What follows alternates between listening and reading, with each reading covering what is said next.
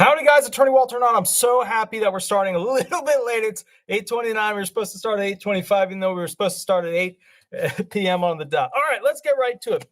Please remember, like, subscribe, leave 5-star reviews. Many of you guys, I'm just going to fix that a little bit.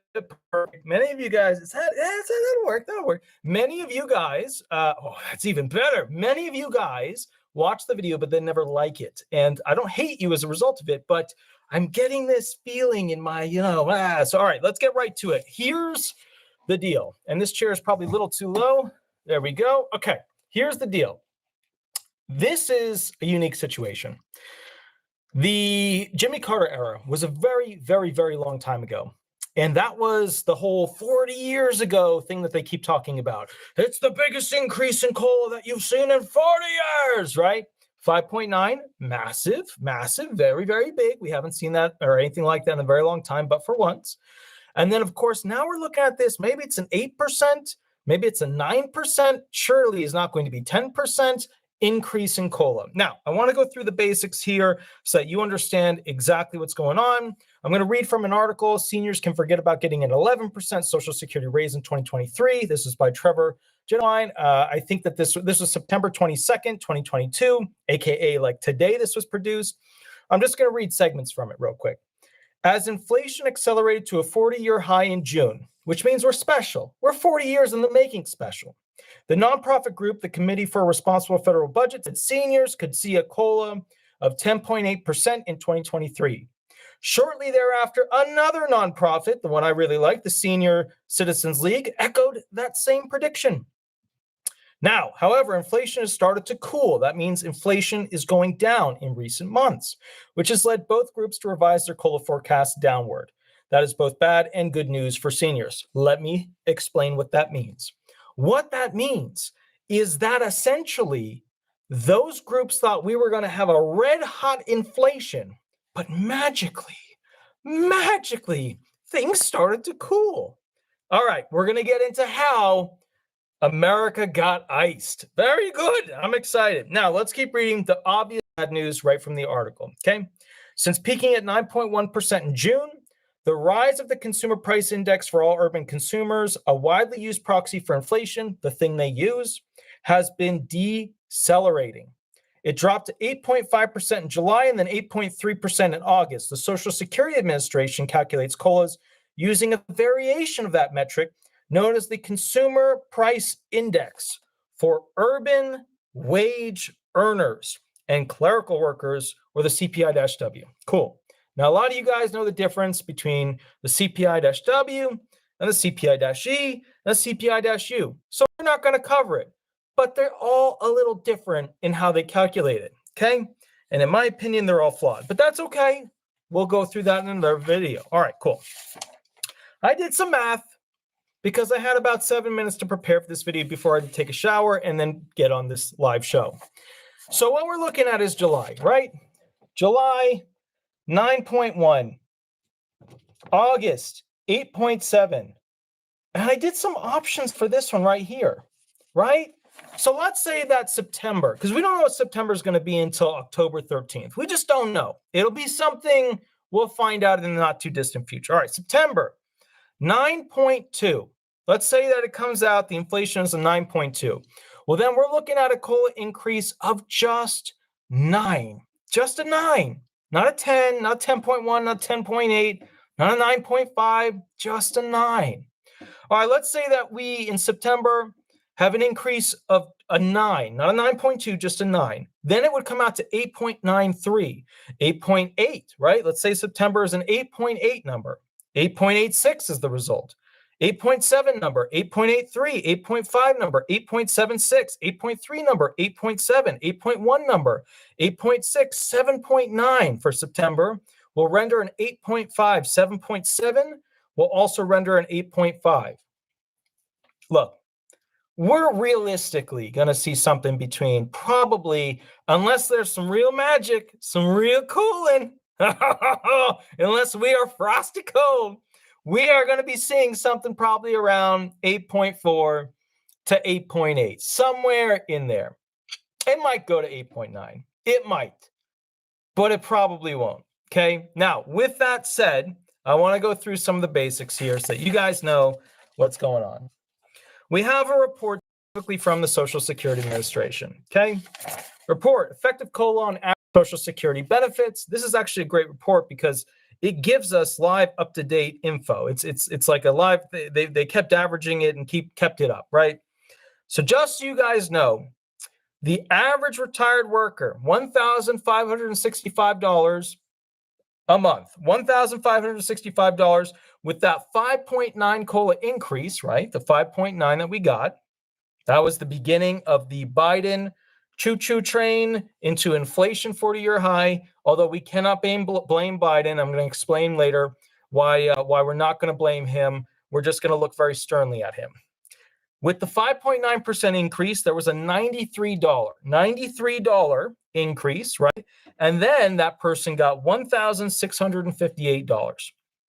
$1,658. So they would have received $1,565, but now as a result of this inflation with the 5.9, they're up to $1,658. Okay, cool. All right, so now we see realistically how this is going to go up. Now we know, based off of these metrics, that if we're looking at, let's say an 8.5 bump, something like that, 8.5%. So let's take 1,658. Remember, this is rough cut math. We're just doing it live. We're having a good time here. Nobody's crying. Everybody's just doing great. Everybody's having a good time. All right, 1,658 times 0.085 equals $140.93, right? I already made a video, probably be around $140 increase.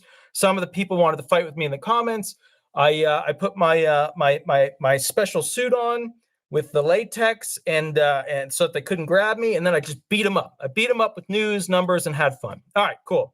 And then ultimately, I think the moderator removed a couple of them because I was too mean, and that's a problem. I gotta be nice. I gotta be hey. All right. Now, with that said, $140.93, right? So that'll boost it up. So we take $140.93, and then we add it back on top of $1,658, right? Here we go. That's $1,798. So basically $1,800.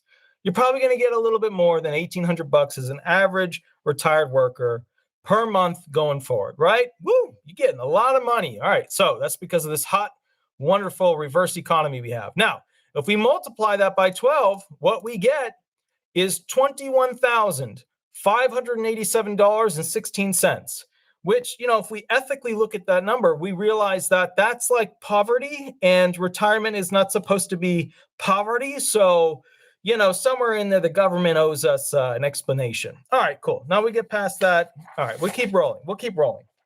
Now, if we look at all the numbers and once again, for those who are going to attack me later and be like, "Oh, where'd you get your numbers?" Oh, blah, blah, blah, blah, blah, blah, right? Those who are going to attack me later, this is from the U.S. Bureau of Labor and Statistics. U.S. Bureau of Labor and Statistics. Cool. All right, you guys good with that group? It's a federal government group. It should be okay for you guys. All right, let's go through this real quick. Over here, we have what's called the Consumer Price Index for urban wage earners and clerical workers, the CPI-W. What is the CPI-W? It's the thing that they use for retirement, disability, spousal, widows, disabled adult child, auxiliary benefits. It's the metric. It's the thing we use to calculate how much extra boost you're going to get in 2023 for your Social Security disability insurance, your supplemental security income, your retirement, blah, blah, blah, blah, all that stuff. Cool. Awesome. Now we got that. Now, if we look at the years, past 5 years, going back to 2017, what we realize is that there is always, no matter what, without exception, always a significant increase in the numbers, in the inflation, directly after September. Now, why is that relevant? Well, it's relevant because the 3 months that they use to calculate your CPI-W, how much extra money you get in 2023, are July, are August, are September. I tried to do something cool there with words. It didn't work out. We're going to move on. July, August, and September. Now, with that said, now that we have that knowledge and we look back, we can see on these that there's always an increase for the months of October, November, and December. Without a doubt, always an increase. No matter what you do, last 5 years, always an increase. Cool. What's another metric that's really interesting? Well, the first couple of months are usually pretty darn up there. They're up there, right? But we usually see a chunk, a growth, specifically in the following 3 months that come before July, which are April, May, and June. So when you see the largest increases, April, May, and June, and then there's like a little low spot, and then you have October, November, December. That's the magic. That's the beauty of the calculation for the CPI-W. It's so incredible. Now, what you see here, let's look at the math. 2017, okay? 2017 had a heavy intro. They had a 2.5, a 2.8, 2.3 for your first 3 months, right? Then they had a 2.1, 1.8, 1.5. Okay, gotcha. Then for the months that matter, they had a 1.6, 1.9, 2.3. So, on the lower scale compared to the first 3 months. Then they had a 2.1, 2.3, 2.2. Goes up again. Always goes up. Always goes up. Let's look at 2018. 2018, CPI-W, here's the numbers. January to December. 2.1, 2.3, 2.4. It's the first 3 months. 2.6, 3.0, 3.1. So it's going up. It's going up, right? 3.2, 2.9, 2.3. It dove. It literally went from 3.2 way down to 2.3. 2.7, 2.2, 1.8. So there's a dip once again for that grouping of 3 months. Let's take a look at 2019. 1.3, 1.3, 1.8. It's pretty low. 1.9, 1.7, 1.4. Okay, went up. Now here's the important months. 1.7, 1.5, 1.5. Middle ground. 1.6, 1.9, 2.3. Finishing high. It always finishes high. 2020. 2.5, 2.3, 1.5. Okay, that's our standard, 2.5 to 1.5. Next 3 months, 0.1, negative 0.1. That's the only time.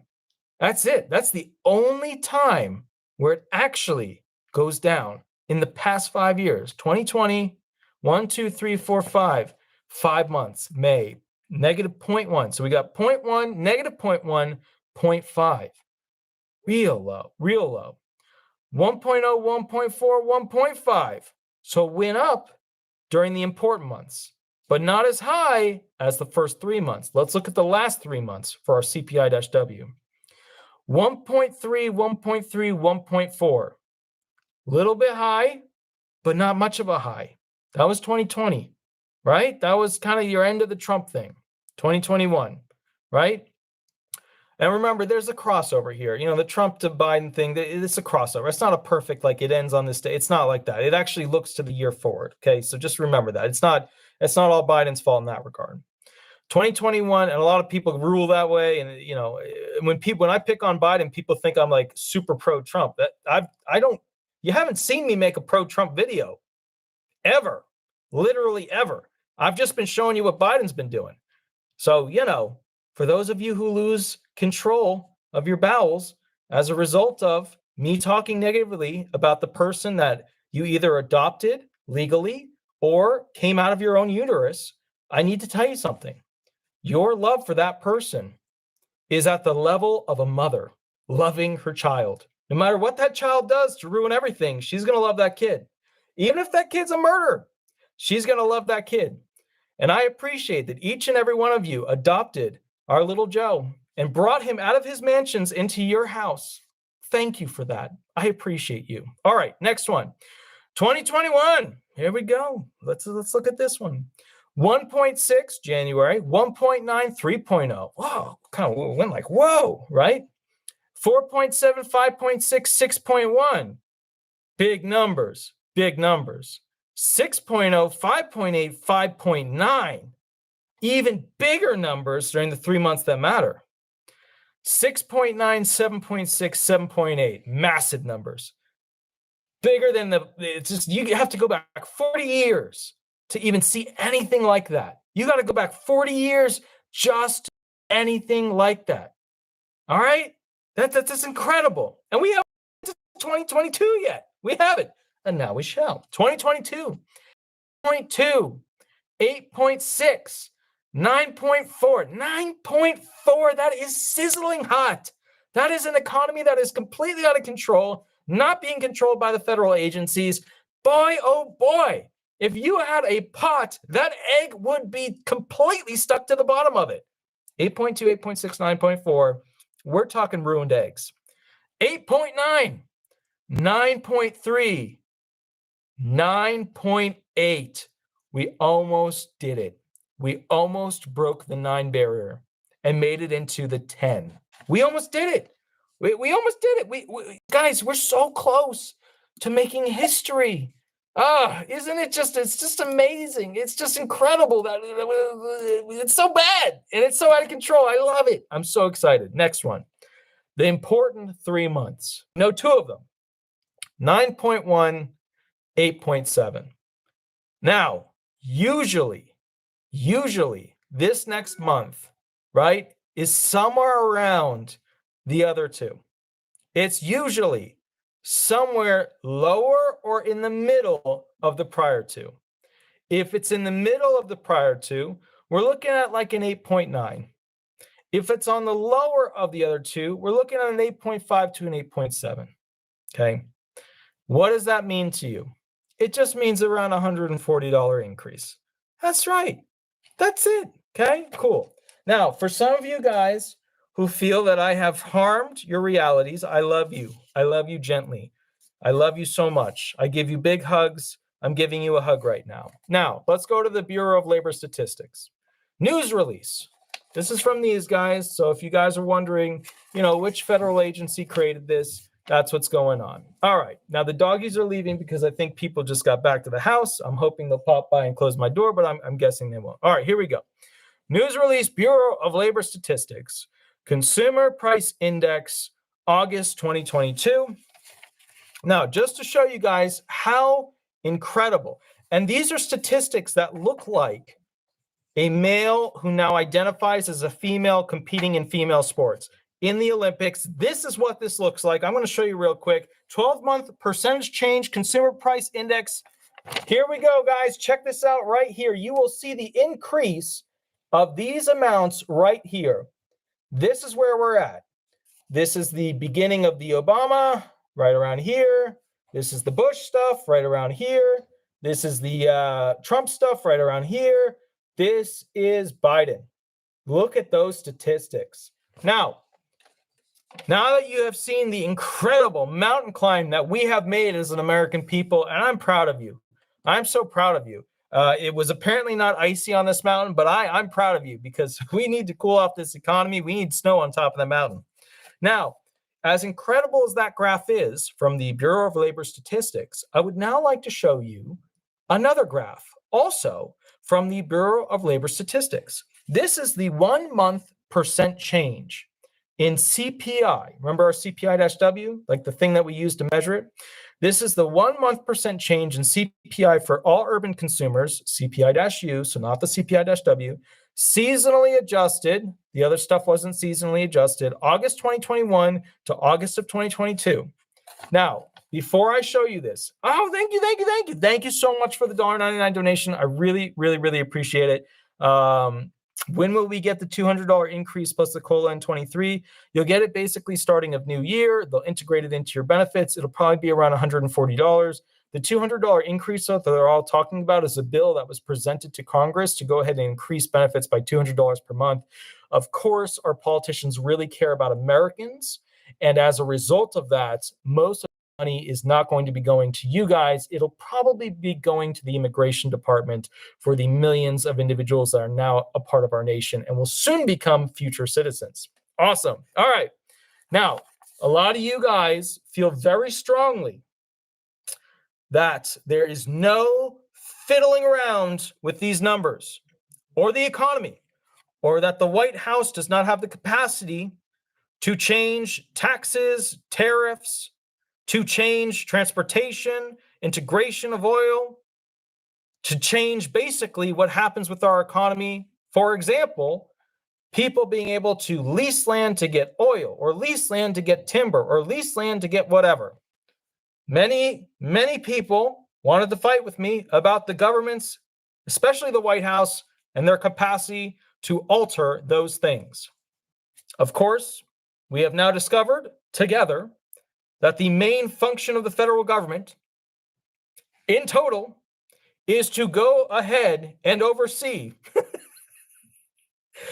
the economy through its actions of controlling incoming products, outgoing products, local products, transportation of products, right? States. Who do they rely on for disputes? The Supreme Court of the United States, the big court, the federal court, right? They're in charge of that stuff, right? Okay, cool. All right, so now we know the federal government is in charge of this stuff. Yes, they require Congress. Yes, if the president came over and said, hey, Congress, I want you to work on this, yes, they would have it through the committees in less than 2 weeks, maybe a little bit more. But let's call it like it is. It is not the White House's fault for all these problems. It's not. It's the federal government's fault at the direction of the White House. And the most powerful man on earth, who happens to be President Biden, we can't blame him. We can't, because if we do, we might be upsetting somebody who gave birth to him or adopted him legally and brought him from his mansions with an S, plural, down to their beautiful double wide trailer. I need you to understand it. All right. So with that said, I want to show you another image. Now, remember how we talked about our increases, right? Our increases. It's almost hilarious. It's almost hilarious. Guys, check this out. This is so funny. So these are like normal, like these are the increases from the prior year in our CPI-U, right? These are the increases. And the 3 important months are here, are here, and soon to be here. Okay. Are you guys starting to see like the joke of this? And that's why I just wanted to educate you guys on what's going on here so you can see it. Like I don't produce this information to make you upset. I produce it because there's so many other channels out there that are just BSing their way through it. And like that B2B channel where it's like, oh, fourth stimulus is coming tomorrow. No, it's not. It's not. If we had a different Democratic president, like a different Democrat, we would have had a 4th stimulus, probably a 5th stimulus, maybe a 6th stimulus. We would just called it different things. It was a COVID stimulus. It was an inflation stimulus. It was a murder hornet stimulus, whatever. We would have had them because we needed them. But this administration's response was, frankly, like a Viking taking brutal actions against a group of people who were in their way. Their response to it was, well, the economy has inflation problems, and if we give you money, the inflation is going to get worse because you're going to spend it. And we know you're going to spend it because you're poor. And because you're poor, you're going to be buying things. And if you're buying things, it'll devalue the dollar. So we can't give you money because you're going to make it harder for rich people to spend the money that they have. What? Why? Why would you ever put the poor? Like, that's what I don't get. That's what I don't get. When did the Democratic Party become anti-poverty? When did the Democratic Party spit on the middle class? The middle class was the Democratic Party. It was the lower, the lower class, the middle class. It was the homeless. That was the Democratic Party. Not anymore. Not anymore. It's weird. How did they do this flip? I want to show you another thing real quick, and then we're going to talk about funny stuff. Fact sheet, Social Security Administration. All right. These are some incredible figures. So I wanted to point out some of the amazing things that basically the Social Security Administration is doing, because through all of this, wow, Benny Hill, thank you for the $4.99 donation. I really appreciate it. I love the little fox. I actually saw a fox up here the other day. I'm in New Jersey right now, and then tomorrow I'll be in Florida. That's how crazy my life is right now. All right, so I want to go through this real quick. In 2022, an average 66 million Americans per month will receive a Social Security benefit totaling over $1 trillion in benefits paid during the year. 66 million. I always just assume it's like 70, 80 million because I don't know how accurate that number is. But the bottom line is it's a massive amount of people are getting a Social Security benefit. It's incredible. 66 million. Retired workers, 47.9 million. $80 billion. 1,669 average monthly benefit. So 47.9 million people, $80 billion, $1,669. My point to you is that the SSA is doing what it's supposed to do as an agency. It is unfortunately at the direction above the commissioner that I worry about. All right, let's go through some of these other things. Now, look, when I read through this fact sheet, the thing that was most important was right on the back. And I'm going to tell you exactly what it is so that you understand it. Things that you should be afraid of. And then we're going to talk about happy stuff. Things that you should be afraid of are the following numbers. In 2022, there are an estimated 2.8 covered workers. All right, what is a covered worker? These are the people who are basically paying into the system, paying into the Social Security Administration. These are important workers. We need a great economy because we want these workers to be happy. Once again, 2022, 2.8 covered workers per each Social Security beneficiary. So they gave you a ratio there. There's 2.8 workers. So imagine two people and then just a shorter person, like right next to them, right? So you got two same height people and a shorter person, right? So you've got Josh, Kelly, and Bob.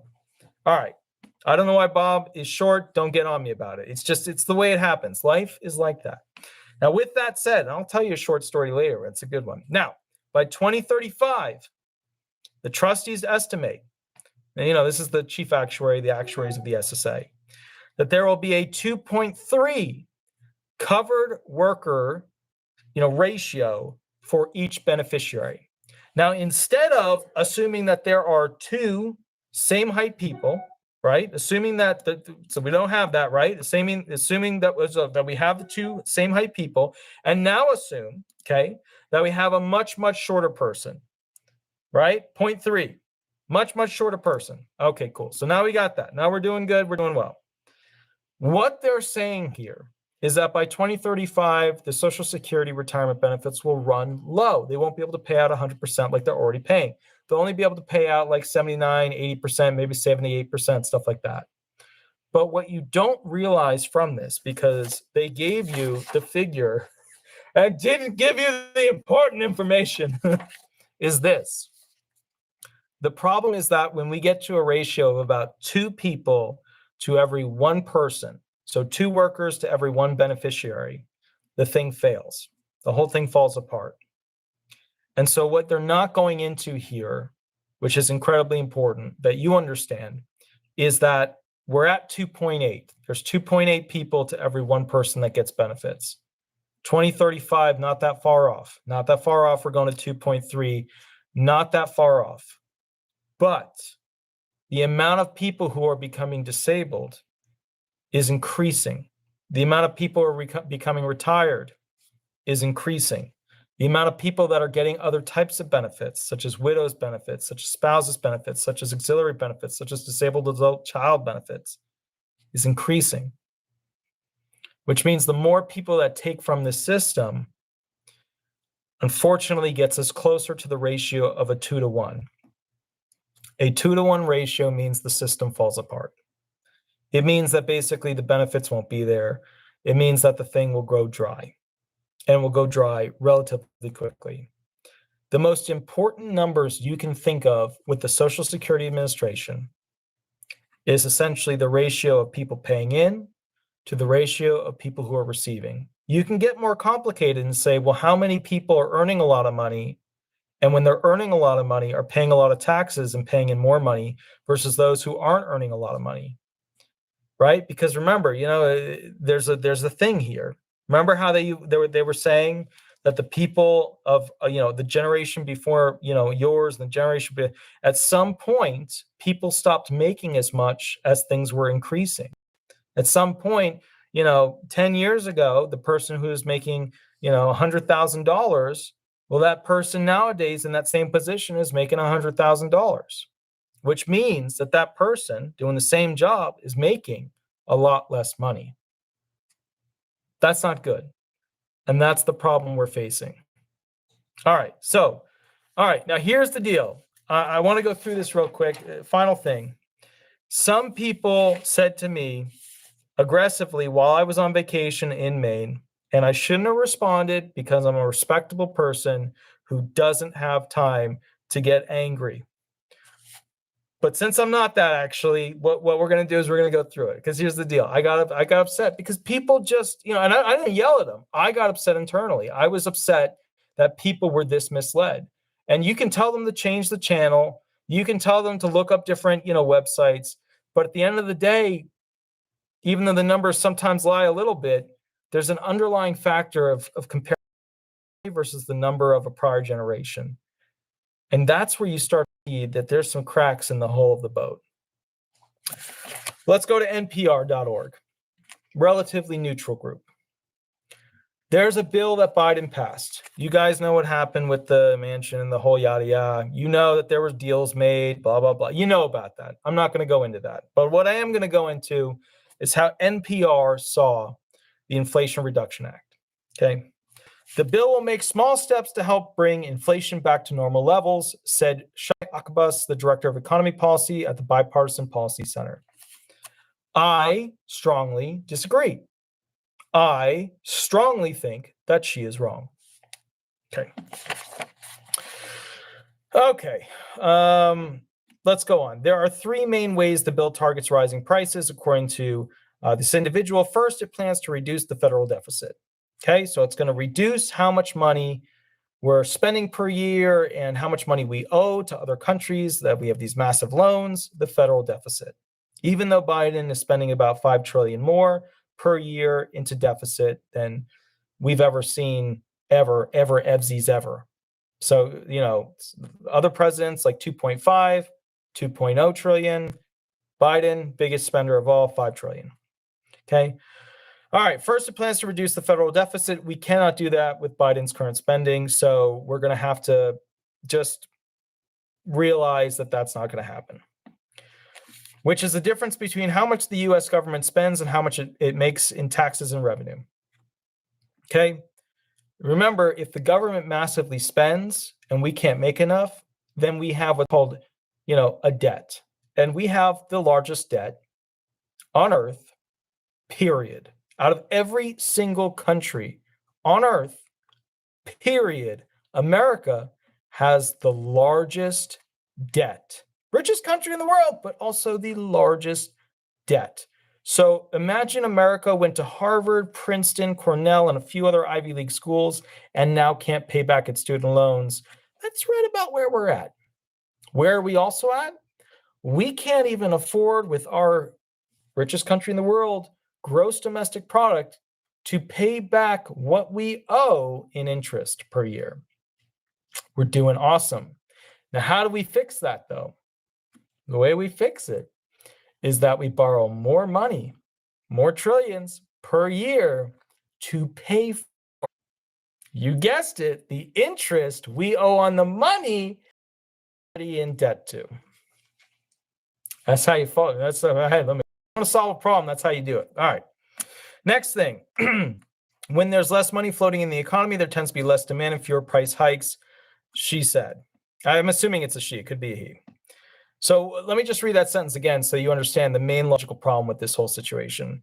When there's less money floating in the economy, when poor people are poorer, when middle-class people are poorer, when these people can't afford food as much, when these people can't afford utilities as much, when these people don't have any stimulus money, there tends to be less demand because they can't buy anything and fewer price hikes because there's no demand for the supply because they don't have any money.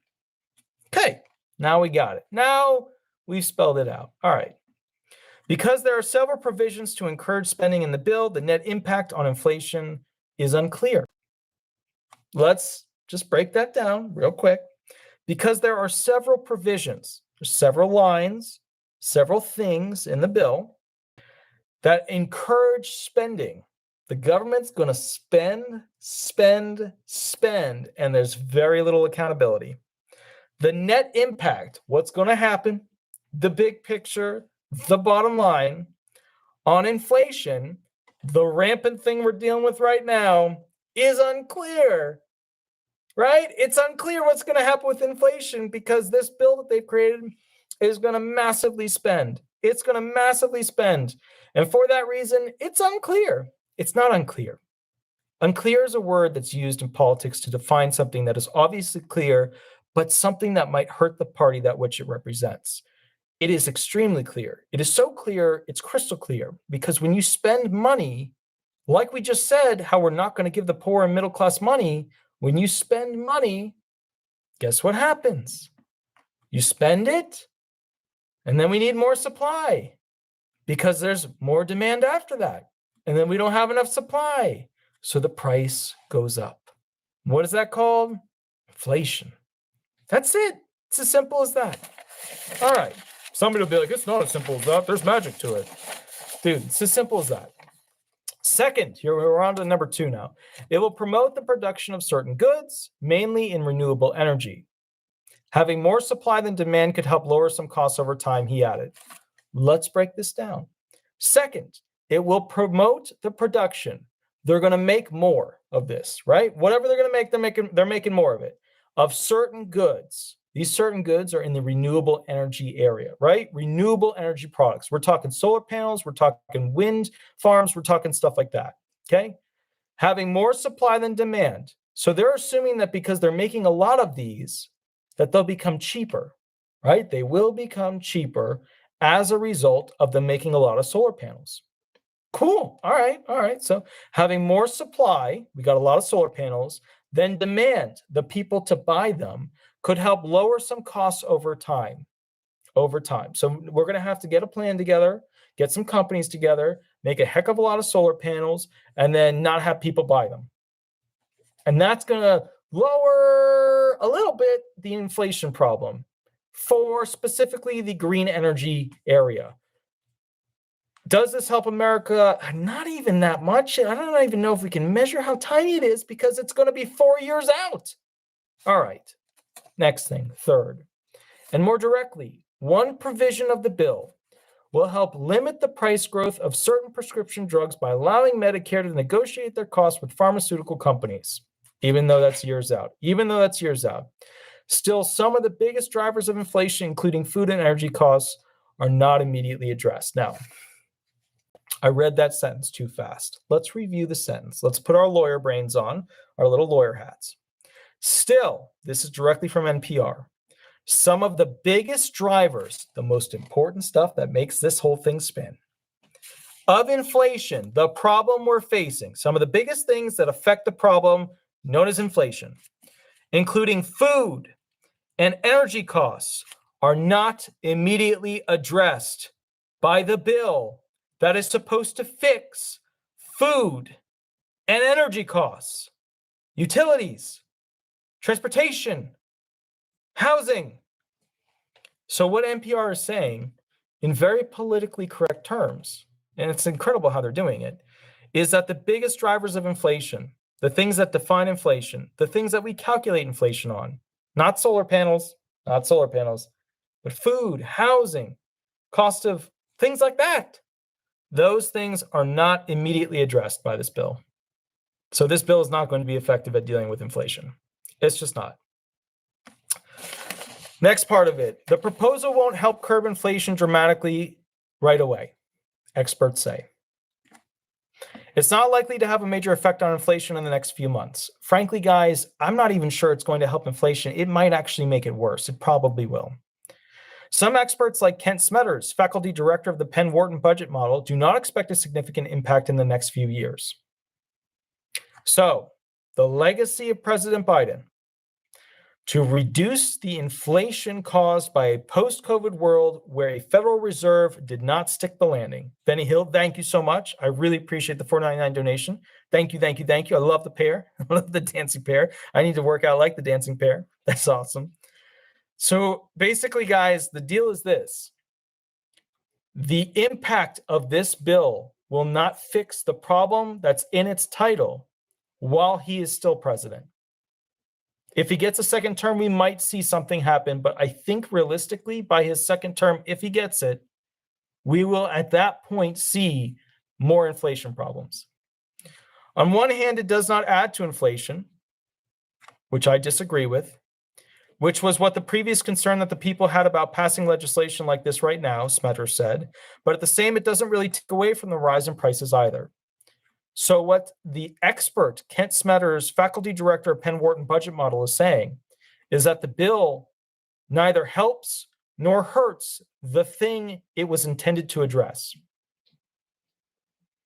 This is the legacy of President Biden's presidency. The nonpartisan Congressional Budget Office, which scored the bill, also determined that the bill will have a negligible effect on inflation this year and next. Awesome. Cool. Awesome. Awesome. All right. The package includes $369 billion in new spending. Now, just to go back, hold up. Just to go back, just to put this in perspective. If you take the retired workers, they cost $80 billion. Dependents, $2.3 billion. Disabled workers, $10.6 billion. Dependents, $0.5 billion. Survivors, $7.8 billion. That's how much the budget was to pay people, okay, that were under the retirement, disabled, the Social Security benefit recipients. $80 billion, $2.3 billion, $10.6 billion, $0.5 billion, $7.8 billion. So we're looking at under $100 billion. Okay, under $100 billion for the year. Under $100 billion for the year. The people who are running literally out of money in their trust funds going into 2023, where they're going to lower their benefits. And this guy, the guy who, for some of you who hate me because I'm going after him to explain what's going on, this guy, President Joseph Biden, who some of you gave birth to, I understand that. Some of you legally adopted him. I understand that. You brought him from his mansions into your Airstream. I get it. I understand it. Spent $369 billion in new spending. Let me explain to you what a company does when you run into a money problem. You don't buy new gear. You take what you have and you make it more efficient and you make it better. That's what you do. If you wanted, new gear to really enhance things, new incredible stuff, you give a lot of tax breaks to those who are utilizing and creating and innovating that new gear and giving them incentives to get it into the hands of the people super cheap, which there's a little of that.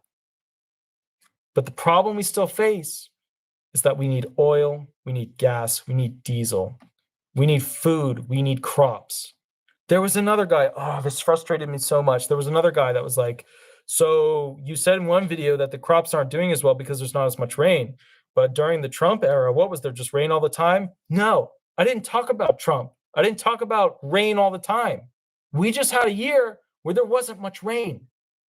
And that affects crops, the food you eat that apparently you don't know about because you didn't grow up on a farm, because you've lived in a city, because you're completely disconnected from reality.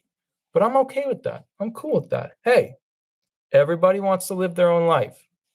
All right. Next thing. All right. $369 billion in new spending to reduce greenhouse gas emissions.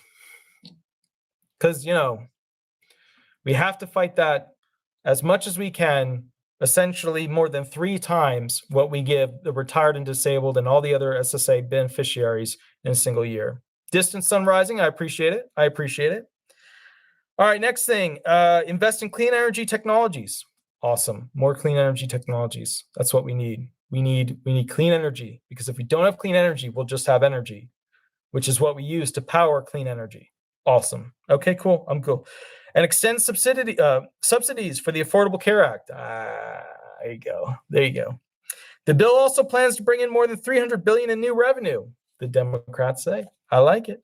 Thank you. Oh, again, thank you. You donated again. Marjan, I want to make sure I'm pronouncing it right. Marjan, if you can help me out with the pronunciation, donate $1.99 again. I really appreciate it, guys. Distant Sunrising, $1.99 donation. I really appreciate it. And I remember, this channel is not to make people angry. It's just to show you what's going on, why it's a problem. And I'm definitely not attacking Democrats, and I'm not attacking Republicans. I'm just attacking a guy who's been trying to help us for 40 years in politics, but he's just not great at it. He just hasn't done a good job. Made a lot of big promises, delivered not so much. All right. The bill also plans to bring in more than $300 billion in new revenue, Democrats say, by imposing, and I hate that. They shouldn't have put the Democrats in there, because there were Democrats not in this whole political shenanigan that really did not support it, that were actually very honest and direct with us. Although the Democrats that seem to be the most in power are all part of the same club, and that club is better than the Masons, I'll tell you that. By imposing a 15% minimum tax on corporations making over $1 billion, and through a new excise tax on corporate stock buybacks. The way to think about this is not about inflation at all, but about the trade-offs between helping people who need more help, especially in healthcare and reducing carbon, versus the potential impact on future investments. Let's break that down. Let's take a moment. Let's enjoy it. Let's break that down. Here we go. The way to think about this, so they're about to spin it. They're about to tell us, even though it seems like this, you should really look at it this way. And sometimes that's true. Sometimes that's true. It's not in this instance. All right. But about the trade-offs between helping people. So what would help the people? Setting the country up so that food was cheaper, gas was cheaper, diesel was cheaper, utilities was cheaper, and housing was cheaper. That would be helping people. Clean energy, new products that people can't afford, that's not helping people. Massive taxing to these mega corporations and not having that money be directly paid to the Social Security Administration into the trust funds or as a stimulus payment to the people, that's just money that the government is taking from mega corporations that they're going to spend without anybody having any control over what happens to it. It's literally money that they're going to use however they want. Does it go to us? It's not going to go to us. It's just not. It's not going to go to us. Maybe in some ethereal, auxiliary way. Otherwise, it's not going to us. Okay? All right, next thing. Especially in healthcare and reducing carbon. Healthcare and reducing carbon. They care about the air we breathe. They do. They really do. They just apparently want us to breathe it without food in our stomach. Versus the potential impact on future investment. What does that even mean? Versus the potential impact on future investment. So let's read it again. All right, the way to think about this is not about inflation at all, even though this act is the Inflation Reduction Act, even though it is, we're not going to think about this as inflation. All right, but about the trade-offs between helping people. Green energy, it's going to help people in the long run. Sure, I agree. Taxing mega corporations, well, that's going to help the rich, politicians. Got to help everybody. We're just going to help the rich politicians in that arena. Between helping people who need more help. So let's rephrase that. The trade-offs between helping people who need more help. Well, God, these billionaires, they're losing billions all the time. We need to help them, right? That includes them. Sure, there you go. Especially in healthcare and reducing carbon. Versus the potential impact on future investments. We are the future investments. What the F? Are you kidding me? Like, we, the humans, the Americans, the people, we are the future investments. We are America. The landmass that we are on is not as important as we, the people. Like, you guys see how bullshittery this is, right? You can see it. All right. What are some changes that you'll see in the near future? Let's read it. The bill offers a number of tax credits for people switching to cleaner energy sources, including electric vehicles, rooftop solar panels. So basically, you got to spend money to be able to enjoy the solar panel-y part of this whole thing.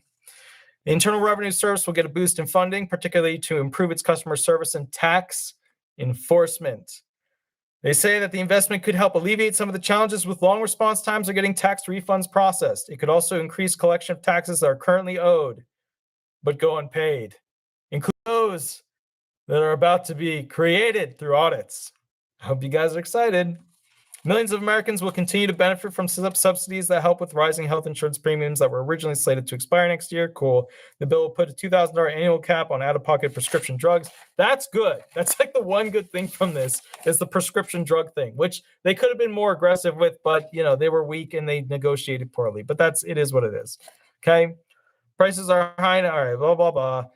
All right. Now let's go to the conclusion of this thing. Because remember, this whole video is about inflation, what coal is going to be. Over my time, I got to answer questions, but this is important. You got to understand what the summary. It's unlikely that a vast majority of households will see an impact on their taxes who focused on federal budget policy details. Instead, the tax increases will largely fall on corporations. That being said, some employees may feel that tax burden indirectly.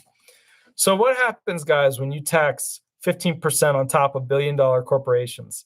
All the people, the lots and lots of people that work for these mega corporations are going to be paid less because the corporation is now paying politicians and not its employees because they don't have the money anymore. Now the politicians do. All right. So that's why, and I quote, some employees may feel that tax burden indirectly. If a company is less profitable and less able to spend money on labor and less able to pay higher wages, then that will be felt by individuals throughout the economy. Indirectly. Oh God, it's just the way they write this stuff. It's like they just manipulate the crap out of it. And this is NPR. All right, it goes on. It goes on. All right.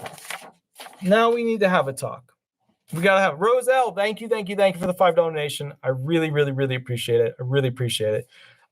Denny, yes, I do have good news actually, but we're not there yet. Okay. So now we get to talk about something else. When Obama got in, Obama did a lot of green energy stuff. And one of the problems with the green energy stuff is that these companies that were mega funded, we're talking $500 million in loans from the federal government. Some of them went bankrupt. Some of them were bought by China. Some of them had the scent. And I'm not going to say that they definitively were, even though some were kind of proven to be that. But some were basically slush funds where people essentially made massive donations to political parties and then as a result started the Green Corporation and then received massive loans for that Green Corporation, which then did not end up in Americans' hands with their products. The biggest scandal that happened through the Obama administration was that basically one of the companies went ahead and could not make the billions that it intended to because, well, and they were surprised, China flooded the market with tons of solar panels that were way cheaper than that company could make, produce, and get to the public. And so it lost basically $1 billion on what it expected to make and only made around like 300 million something. What we're seeing is more funding going right back into essentially that kind of horrible, perfect spending. It is odd. And just let's think macro for a moment before we switch. It is odd, okay? 2008 bank bailout worked out, huh, Walter? Yeah, I know. Charlton Zimmerman. I know. I'm not even going into that because that's like a whole different video. But it is odd that it takes somebody like Elon to create vehicles that are, the future. And then all these other competitors, Rivian, Ford, whatever, came out to compete against him. And then the politicians created new rules of where we have to be with using battery technology and not gasoline or diesel engines in the future. And they said, look where we're at. Look how amazing this is. This is incredible. They did that off of the back of Elon. They didn't do it off the back of the 2008 Obama, green companies that were mass funded from the government. And now the ironic thing is that the Democratic Party has turned their back on what literally their foundational structure is about, which is green energy. He's the guy. And they hate him because he became rich doing exactly what they wanted to do. It's just mind-boggling. All right, so with that said, all these presidents, none of them have been super duper amazing, although some have done really great things. I'm going to get away from that whole thing. But the bottom line is this. I've shown you now the truth to it. You've seen it. You understand it. It's not difficult. It's just people don't look at the numbers and they don't produce this stuff on the news. Not CNN, not Fox. They just don't cover this stuff. All right. Now, with that said, there is some really good news. The Commissioner of the Social Security Administration, Commissioner Kijikazi, has been really doing an amazing job and getting a lot of things done to make things more accessible in a digital age. A lot of the blog posts that they're putting out, a lot of the news events that they're putting out have been really stellar in that. They've also increased the amount of things that they've done for Spanish-speaking individuals to be able to access this information. And they're going to continue to do that so that their website basically covers all kinds of languages. This is incredible. This is good. This is good work. I can see the future of the Social Security Administration doing well in her hands. I'm very happy. I'm very happy with the movement. But, what I need you to understand is that she is not in control of you guys getting more money. The people in control of that, it's not her agency, it's not her system, it's totally different federal agencies in the White House. So I'm going to do a couple of videos to show you guys in the future all the amazing things that she's accomplished. Things that Commissioner Saul was, I guess, working on, but just couldn't make it happen. And from that, I hope you keep an open mind because she has been doing a really good job. April Galton, thank you. I really appreciate it for the $5 donation.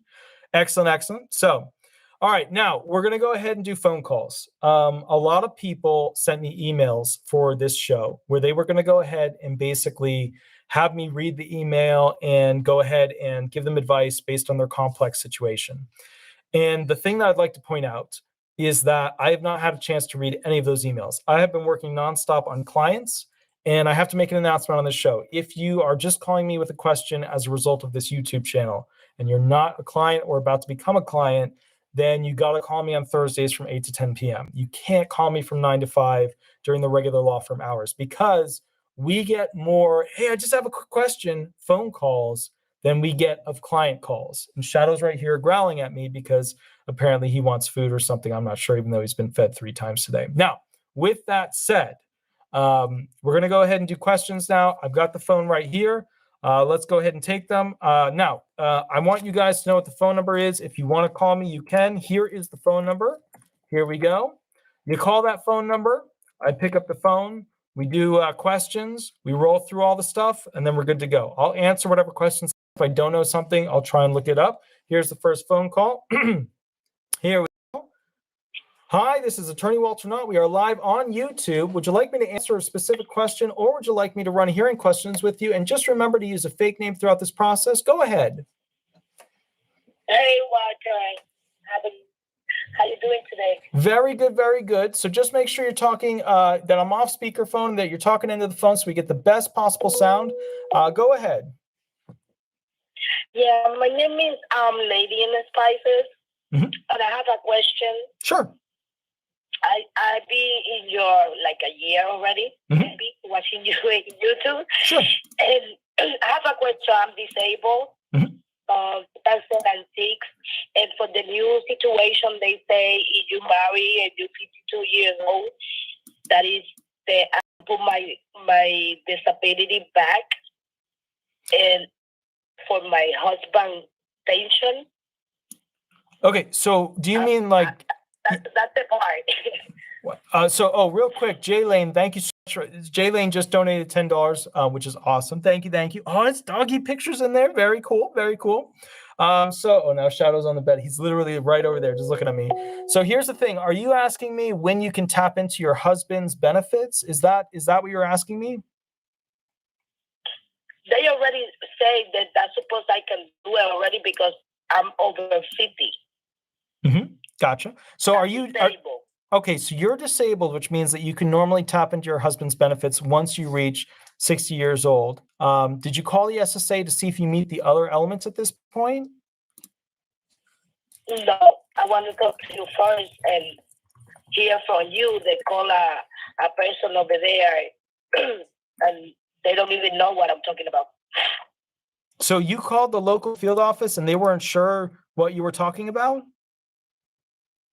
Correct, because they told me if you're receiving your disability already from your Social Security benefit, why you want to jump out to your husband? And I said, because it's the new thing going on. The woman have that benefit now that I can put my money to grow, right? Mm-hmm. Gotcha. Like 100% because I was disabled in 2006. Okay. So yeah, I have the quote, but I don't get that much money. I think it's 800 something because from my check I have a disabled son. They give me money to that he's 30 years old, autistic. So now I'm assuming the husband is deceased, right? Because we're looking at widow's benefits, right? The first husband is deceased, but I'm married again. Okay. So let me give you some of the basic elements usually required for what's called disabled widows insurance benefits. So you got to be at least 50, and disabled, or, essentially you got to be older if you're not disabled to tap into their benefits. Have been married to the deceased spouse for not less than 9 months, immediately prior to the day in which the deceased spouse died, unless an exception applies. And be unmarried unless the marriage can be disregarded. Not be entitled to an equal or higher Social Security retirement benefit based on your own work. So that means that last one, a lot of people don't realize they don't get to get their, husbands or their passed away ex-husbands benefits on top of their benefits. They just get to increase their benefits by the difference. So what was he receiving or supposed to receive this year, and how much are you receiving this year? The one that passed away last year, he was disabled. Okay. So his checking was like 3,000 something. Okay. And the marriage that I have right now, he's still working. He's more younger than me. Gotcha. But he's a hard worker, with family for me. Gotcha. Like, that's why I have the privilege to be disabled at age of 40 something, because I will start working already at 14 and pay my own Social Security every year when I do my taxes. Well, let me ask you this. How much are you getting per month? When after the deductible, the insurance and No, just total amount, not before the Medicare and all that jazz, but the big amount, the big money amount. $900. All right, so you're going to be trying to tap. Yeah, you're going to try and tap into getting a 2100 style increase. I'm not sure what limitations, because keep in mind, like, this show isn't about like running every single element, but I would call the local field office, or you can even file the application form online to go ahead. Well, I mean, you can print it out, fill it out, and then send it in. But the point is, hold on, let me see. Because I was scared, I said, I don't want to put my feet in the boat.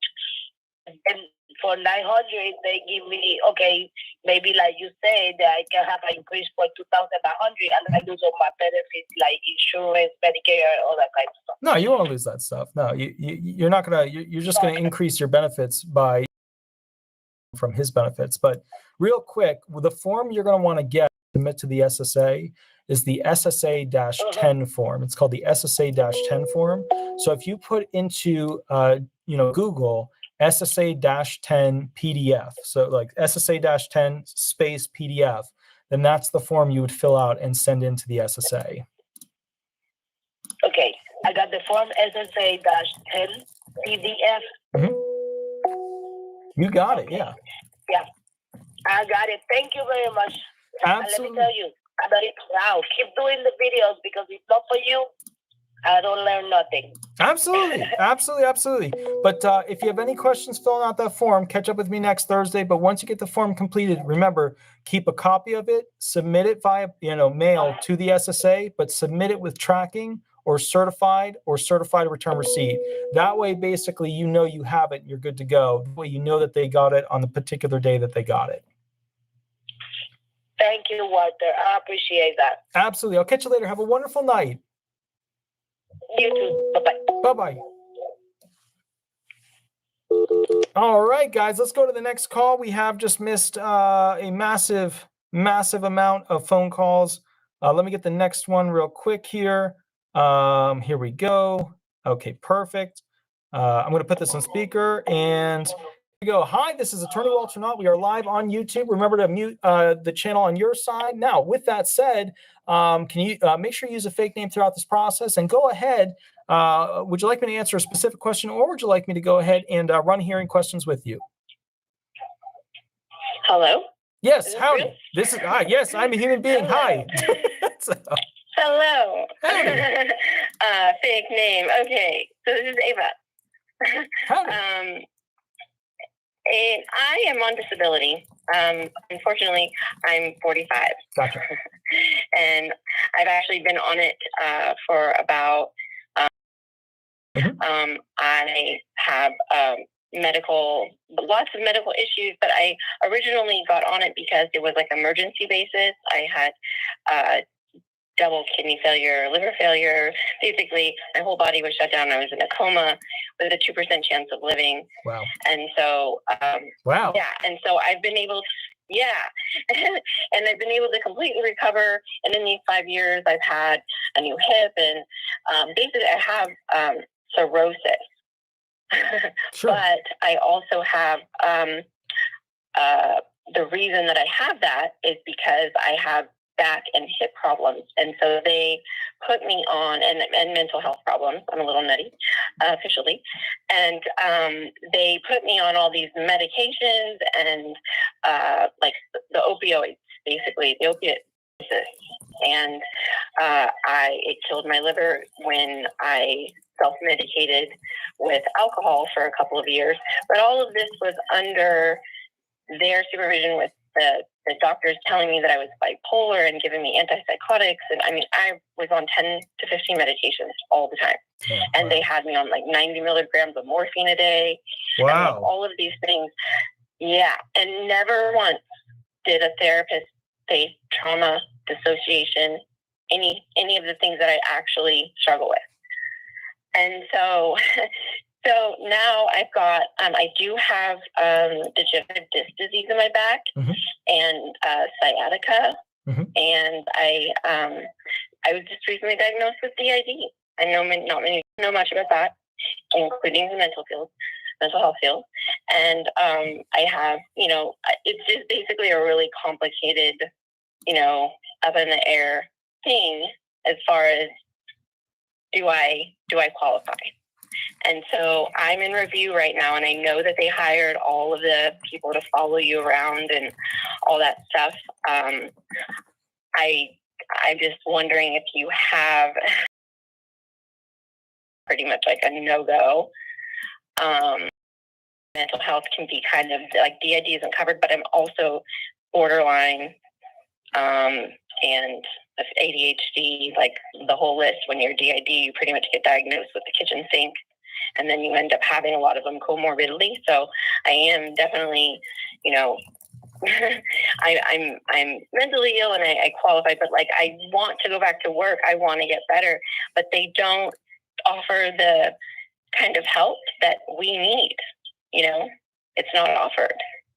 So, okay, now your situation is more extreme, but it's common, but it's more extreme than the common thing that keeps happening, which is that there was the massive lawsuits about pain medications, abuse of prescription pain medications, and that's why they cut a lot of that stuff back. And the SSA obviously does CDRs and uses a special group, CDI units, to go ahead and look at essentially those individuals who might be disabled, might not be disabled, but those who, basically have a drug abuse problem, an alcohol abuse problem, are looked into in particular. To be clear, I do not have to be clear, I might not have made it clear, I did not actually abuse medications. Sure. I actually took them completely as prescribed. What I did do is when you drink on opiates. Yeah. And then I also had gastric bypass in 2005, and so I had I have a deficiency, vitamin deficiency anemia and iron deficiency anemia, stuff like that. So it just killed my body in particular could not handle the combination of how much I was on. I never actually abused, but I did abuse that alcohol for a couple of years there, and then the combination. But I've been sober for 6.5 years. Now, keep in mind, legally, the way they're going to look at that is abuse of the things you were prescribed because of the things you combined with them. Even if you didn't increase or use them in an inappropriate way, you included something into them that was, not, I'm sure it said on the bottle of some of them, don't mix a good amount of alcohol, but I look, your situation is not uncommon. It's not. So let's talk about and what. All right, help me out because I'm curious here too. The amount of pain medication that you were talking about there, and then you mix alcohol. What did your immune system do? Like, I can't even how did your body react to that? I was completely functional. I literally was on 90 milligrams of morphine a day and 40 milligrams on 4 Loratabs of 10 milligram Loratabs. And for me, we lived in, Orange County. I didn't have a car. I was a single mom, and I had to walk and bus everywhere. I had other medical problems, and the drinking literally and the medication made me functional. I was also getting in my back, and then when it just started killing my liver. So then I started having symptoms of liver failure or stuff like that. I didn't even recognize it. I would go into the hospital, back pain and things like that. I mean, I was monitored every single month and tested everything, and they would say, "Oh, your liver enzymes are high. Oh, do you drink red wine?" Which I did. That's all I drank. And they would say, "Oh, it's good for your good heart health," because I was seeing an endocrinologist. Nobody made it clear to me that I was actually killing myself. That's incredible. I mean, you would think some therapist, doctor, specialist, anybody would have been like, "Hey, this is going to hit the fan at some point." What kind of alcohol were you drinking? What? I mean, were you talking a beer here and there? What are we talking about here? No. What started out with, the Trader Joe's $2 shop, yeah, $2 wine at night. And then, pretty soon as stress got more, it just became my tolerance. I have a high tolerance in general of anything. So my tolerance, I just ended up drinking more and more wine. And then the last year or two, because it was a period of, I think I want to say 4 years that I had drank to where I felt like I needed it. And at the very end, I mean, I was drinking a straight bottle, a whole handle of vodka. How did you afford? Oh, it's cheap, and I had friends. I had friends. Vodka's cheap. That's why it ended up being, it was always a $2 bottle of wine or vodka, and because that was all I could afford. And your immune system you didn't have an autoimmune reaction at all. You're saying that literally made you functional. No symptom, side effect, no reaction at all. I ended up with obviously double kidney failure, liver failure, and I have what's it called? Cirrhosis. I had cirrhosis all over my body, and I have psoriatic arthritis. And then they gave me gastric bypass in 2005. And because of that, which was another reason I started even drinking. I was never a drinker, but when they took away the one food that was my one thing, when I was raised in a cult, I had, a lot of abuse, every kind of form of abuse. I was born to a mother that was 16 years old and was abusing and, all that kind of stuff. So I had a lot of neglect. No one ever addressed what was actually wrong with me, which was that I had trauma that needed to be recovered. My brain needs to heal, and everyone was trying to, oh, you're this, you're that. It was always pills all the time. So there's a lot to take in here. I mean, the child, the PTSD, the mega pain meds, the 10 to 15 medications, the drinking that started as wine that went to heavier alcohol, and obviously the resulting medical conditions. But frankly, you're a survivor. I'm impressed. I like, I mean, if I had done that, I would have died. Like that would have killed me, and you're still okay. So genetically, you must be pretty good, whatever lineage you come from. I'm impressed.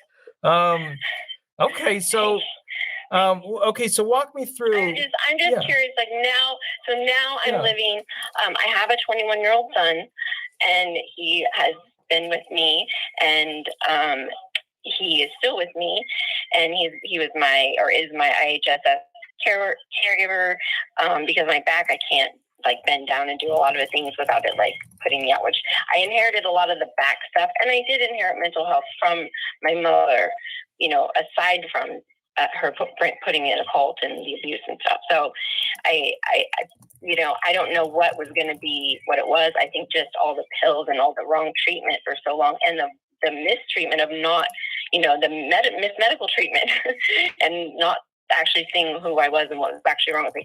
I think I was going to, have mental problems anyway. But I do love the new approach to the brain. That neuroscience has made so much advancement in the new approach to the brain. It's actually heal the brain, and I need, as being diagnosed with DID, which is what I've had all along, along with borderline like that. I need special kinds of treatment, and it's just not offered. I mean, it's all I can do to get 1 hour a week with a therapist. That's all my insurance partnership will cover, is 1 hour a week with a therapist. Well, if you know anything about that kind of trauma, basically I go in there, I start to barely talk about everything. I'm all triggered up about my stuff, and then they send me home for a week to stir up more and come back and try to, it's just more triggering, and there's no other, it's just like, and they basically look at me because I'm highly functional, because I'm a fighter. I don't know about survivor. I guess that's true too, but I'm a fighter. I don't want to go anywhere. I want to work. I used to work. I worked for, MAC Cosmetics and, makeup artists. And I love people. Like, I feel like I have a lot to offer. My brain needs to heal. And the system is not set up, and everybody tells you that it is not set up for mentally ill people. It's just not. I had to call the ambulance for a panic attack, and I mean, I was, not to be too crude, but I mean, I was on my toilet. I was on the floor with no, like half on the floor, with no clothes, having a panic attack, and they came in to, big paramedics, what it felt like to me, and a big man standing in my bathroom telling me, "Come on, you know what to do, breathe, get up, come on, we gotta go," like, to where I just sent them home. Like, I can't go because I'm afraid of the system. So you're worried that they're going to do a CDR because of the alcohol, and you're worried that you're not getting adequate medical treatment, which they're going to use against you. I mean, look, here's the thing.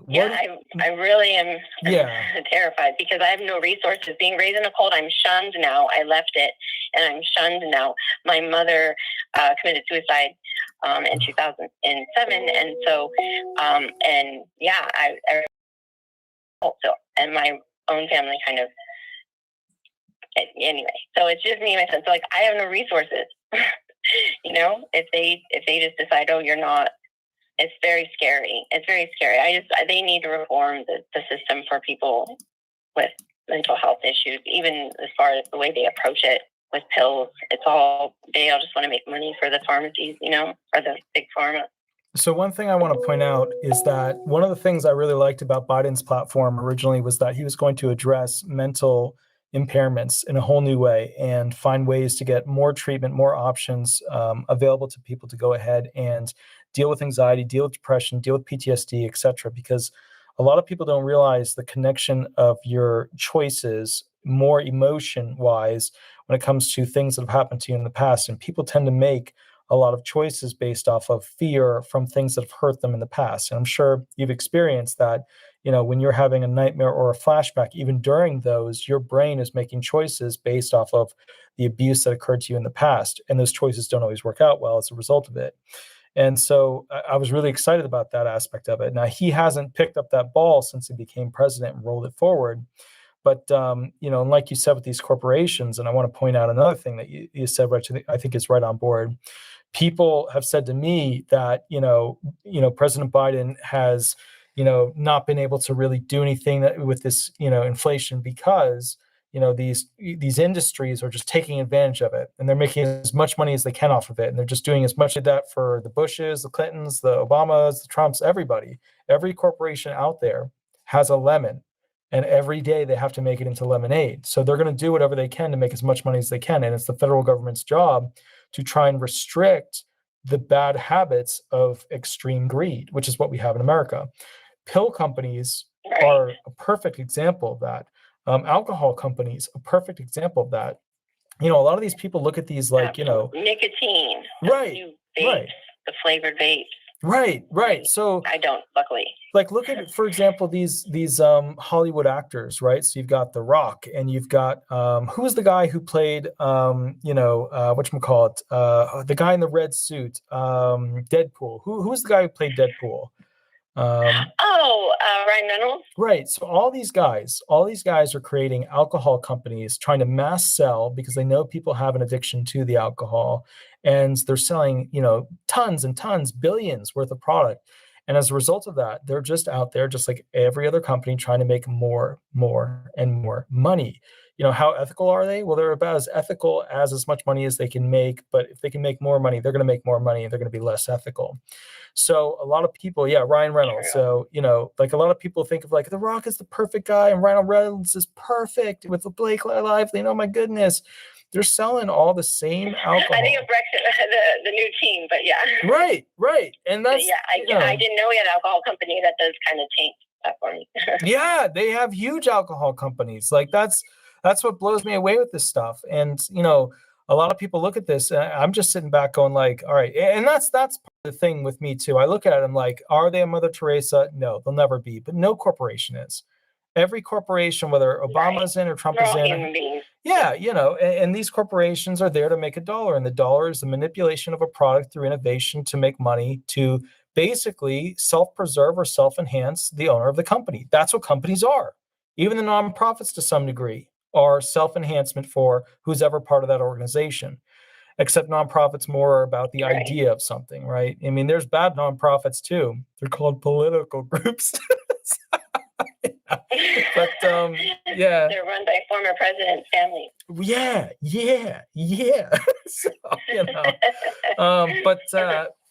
So here's the deal. If you are afraid about the alcohol issue, make sure you're in courses repetitively, continuously, getting treatment, getting certificates of completion, etc. They will accept those. Oh, I am the most pro. I mean, I want to get better more than they want me to get better. I mean, obviously, I've been in mindfulness. This is why I have been able to get my diagnosis, because if it were up to them, and take myself off all the pills except for the 2 that are necessary. And even I got, after my hip surgery, I was to completely wean off of the opiates, because I still had to be on them, because I was walking on a collapsed hip. So, and I was walking on them. I should have been in a wheelchair. But anyways, so, I really, because you had another episode where you had said that, and also I read somewhere that they can deem you responsible for your disability and therefore be disqualified. But it's like, I guess that's pretty much all I can do then, right? Is just try to.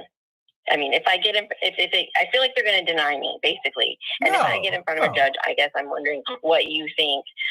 They're not going to deny you for the alcohol abuse if you take the steps to fix that particular issue. I mean, look, they always look. I have to. I've been sober 6.5 years. Yeah, look, they're not going to look. I mean, they can. There's always an option, but in my opinion, they're not going to come after you for that. And the reason why is you've taken the steps necessary to go from it. Look, let's be realistic here. There's no way to hide the impairments that resulted from the abuse. And the abuse must have been pretty darn rampant to create, that level of abuse to the body and the resulting impairments from it. But those were not your initial impairments. Your initial impairments were not the things created by the alcohol abuse.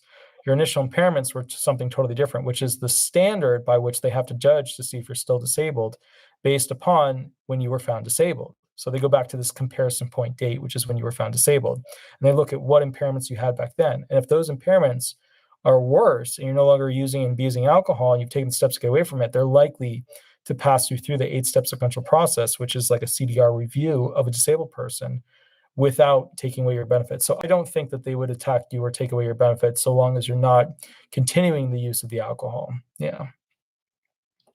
That makes me feel better for other people too, because it's terrifying. It's a terrifying thing to be under review and feel like they're watching you, or know that they're probably watching you. Well, it's like an audit. Part. That's the other part. Yeah. Is with my hip, I don't have a car, and right now I did, but now I don't. And so the point is to go to all these appointments, right? You can't miss the appointments, and I have several a week of appointments. Yeah. And so I have to either bus to them, walk to them, or, get a lift. I can't afford a bunch of lifts all the time. I do till I can afford it. And then I have to walk, half a mile or so to the bus stop and take buses and then bus around. And then they say, well, if you can bus around all day and walk there, then you're fine. And you could be at a job. It's like, which one do you do? I agree. And I think there's another thing incredible. Technology has added a lot to our lives, but simplicity is something of a bit of an arguing point for me. And here's why. When we lived without cell phones, when we lived without emails, when we lived without these things that instantly connect us to a grid of other people and information that seems endless and really is endless because of how much there is, we didn't have that stuff back in the day. And we were not always stressed out by the thing that's happening on Instagram and Facebook and Twitter and all this other stuff. And is TikTok really making enough money? Right? We weren't that accessible. Sometimes we would sit there and read this thing called, and I have to use this word because it's an archaic word, but I want to use it correctly. We used to read what's called a book. And a book is this crazy thing where you open it and it has paper made from trees and it had scribbles on it, and we would read the scribbles. But, we would live in these worlds, based off of that. But we don't, but now we're constantly we're constantly interacting with video and audio and this and that. Oh, it's overstimulation. Overstimulation. We're like a dog running around barking at everything at this point because we're constantly getting, just tons of information shoved into our faces. And the sad thing is they've learned how to manipulate that. And when you look at the Facebooks, the Twitters, all those sort of things, they've learned how to, turn your head, how to manipulate your neck so that you only see a particular thing. And that causes a lot of people a lot of mental issues. If we consistently had neutral reporting and, this neutral reporting was accurate, or we had two sides arguing like we did back in the 80s, people would be happier because they would feel like they would have a voice. But now it's just everybody's on one side or the other side, and people get all this like pent up aggression and excitement. And it's not good because, little kids, teenagers are dealing with that stuff and they don't know how to deal with those emotions. I mean, literally there's new terms, new diagnoses in the DSM having to deal with social media. Yeah. And the new technologies, people are, they've created new mental illnesses. Yeah. And it's very, very scary. And, that's what I love about the new advancements in neuroscience. If we could spread that awareness, is that we all, there's new approaches to deal with our actual brain. I mean, trauma, on the brain is a wound that needs to be healed, your actual brain. And it, like you said, the PTSD symptoms, and for me, DID, I switch, and I've been accused my whole life of saying things I didn't say, being lying and different things. And that feeling of injustice of, I know I didn't do that, but then them looking at you like, I just watched this person do that. What is wrong with them? That's why a lot of people with dissociation problems, they're very isolated. They do become very isolated, and it's just set up for us to get the right help for PTSD until they understand it, which is they've been sleeping on it, and they're finally doing that now. So I didn't know that Joe didn't quite handle that. I'm not on top of it. That is something that, hopefully someday I'll get better and I can call you and say I'm involved and making a difference. Hopefully my story someday can make a difference. I really it's pretty crazy, but it's hard to believe that it's me, and then now to realize it's more than one of me. Yeah, absolutely. But it's not set up to deal with our actual, like they should have absolutely been able to see that the progression of my body, if there was something else going on, but they were really just. They were making money. I'm sorry, I'm getting switchy. Yeah. And now that I feel like I'm a product of their doing, and now they're like, bye. Yeah. That's, they're going to make a money. They got a lemon. They got to go ahead and make lemonade. And remember, you're worth a lot more than your monthly check. That insurance that they get to charge onto, that's a heck of a lot of money they get to make off of one person, But let me do this. I've got to text somebody to grab Shadow and let him outside real quick. I will catch you a little bit later. You have a wonderful night.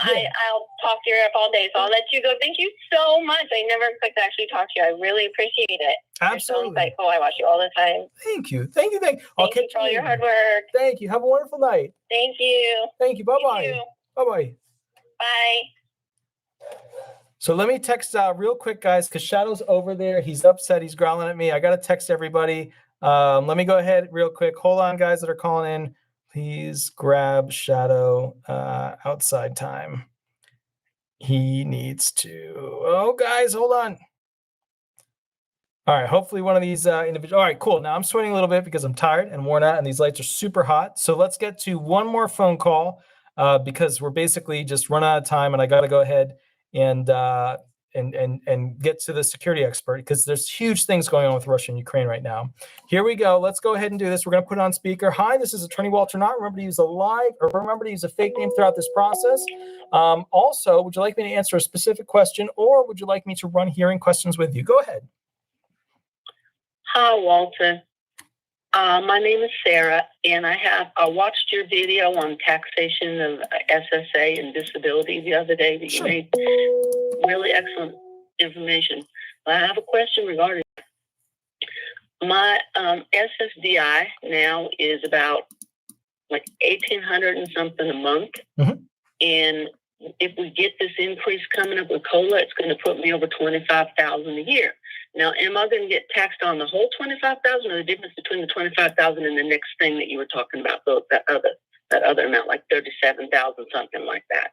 Oh, so basically, yeah, what you're running into. Remember, they're looking at, and you're looking at the different shelves, right? So the 25 versus the 34.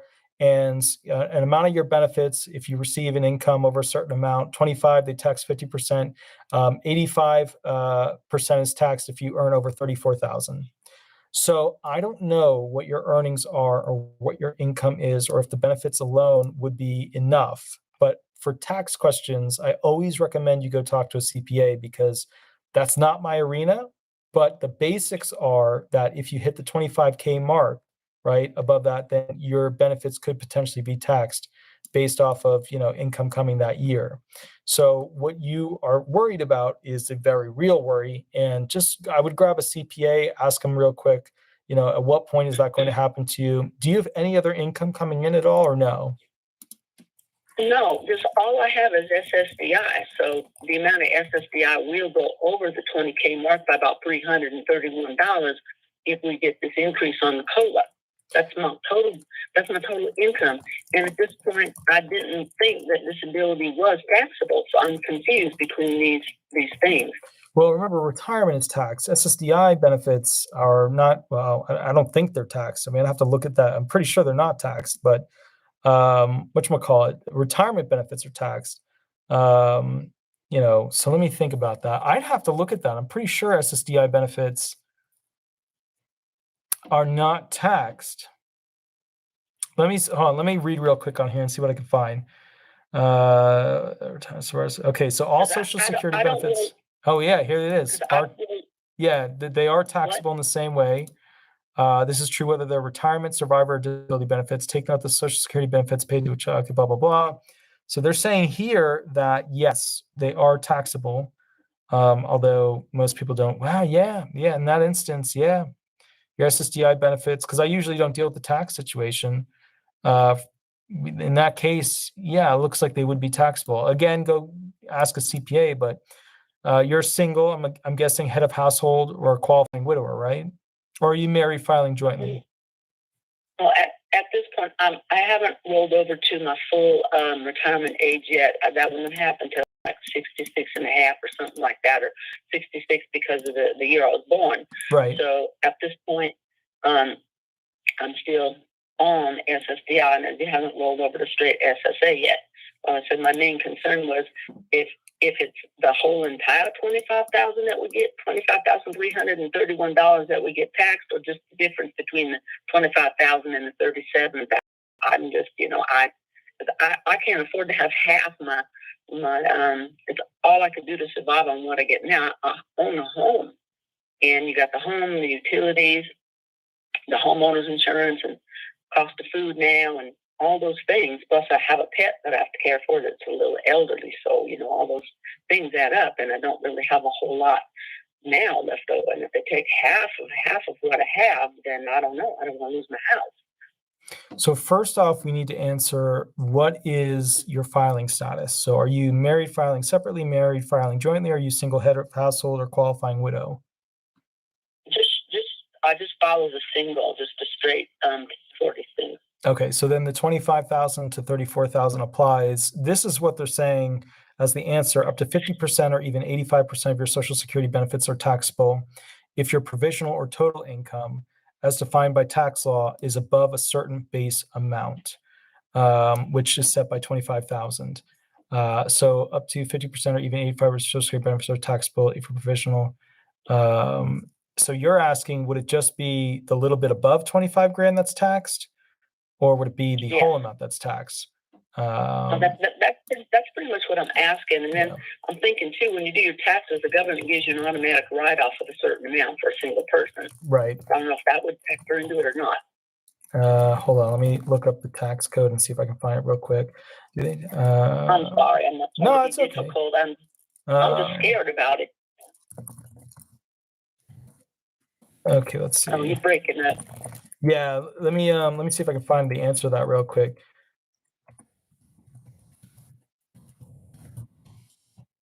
All right, let me see if I can find a statute here. Thank you.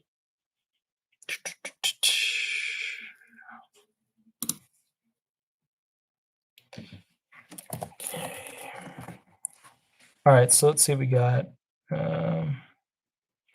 Okay, the amount of your taxable Social Security benefits depends on your combined income, or the sum of 50% of all of your Social Security benefits for the year. Depends on your combined income, or the sum of.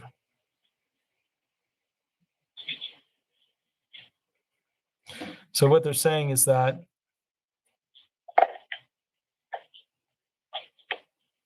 I think they're saying the whole thing. I'm not totally sure. I don't want to say it is, but I think it's saying the whole thing. Honestly, I could get a tax expert on this show and we can do that question if you want. If you want, I know a tax guy who used to work for the IRS, and I can get him on this show.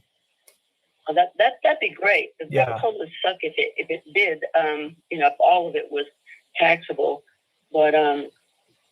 But even if it did, it would be such a small amount of tax, because it's such a small amount of money. Like they wouldn't be taxing that much of it. Like even if it was, because remember, it's not 50% of it just goes away. It's just 50% of that then gets taxed a very tiny amount, because it's a very small taxable amount. But so basically, you're saying if I make like $25,337. They can only tax half that amount. And if they were to tax half that amount, then that still is more money than I can afford to pay in tax. So without losing my house. So wait, run the hypo by me again one more time. Okay. Right now my benefits are $1,955.10, so $1,900.55 a month.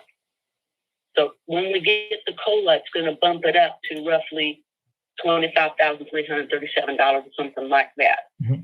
So what I'm saying is half of that amount is taxed, like the $12,000 something is taxable. The amount of tax that I would owe on that is more money than I would have left over to be able to pay that tax, still keep my house, and still get food and utilities and all that. Well, I mean, yeah, I get what you're saying. They're going to take away the little bit you have. That's the extra to pay for the things you already have. And it's a really small taxable amount. Like they're only taxing 50% and it's getting taxed at a really tiny rate. It's still a massive amount to you, which I get. So yeah, you're right. You're right. I agree. That would be a horrible thing. But what I'll do is I'll reach out to my tax guy. He used to work for the IRS, then he started his own thing, and I'll see. I'll twist his arm. He's doing tax stuff right now, though. Just so you guys know, like the corporate and the personal extended, like the late filing taxes are due all during this time. Like they were due on the 15th, and they're going to be doing it for the person on the 15th for the next month.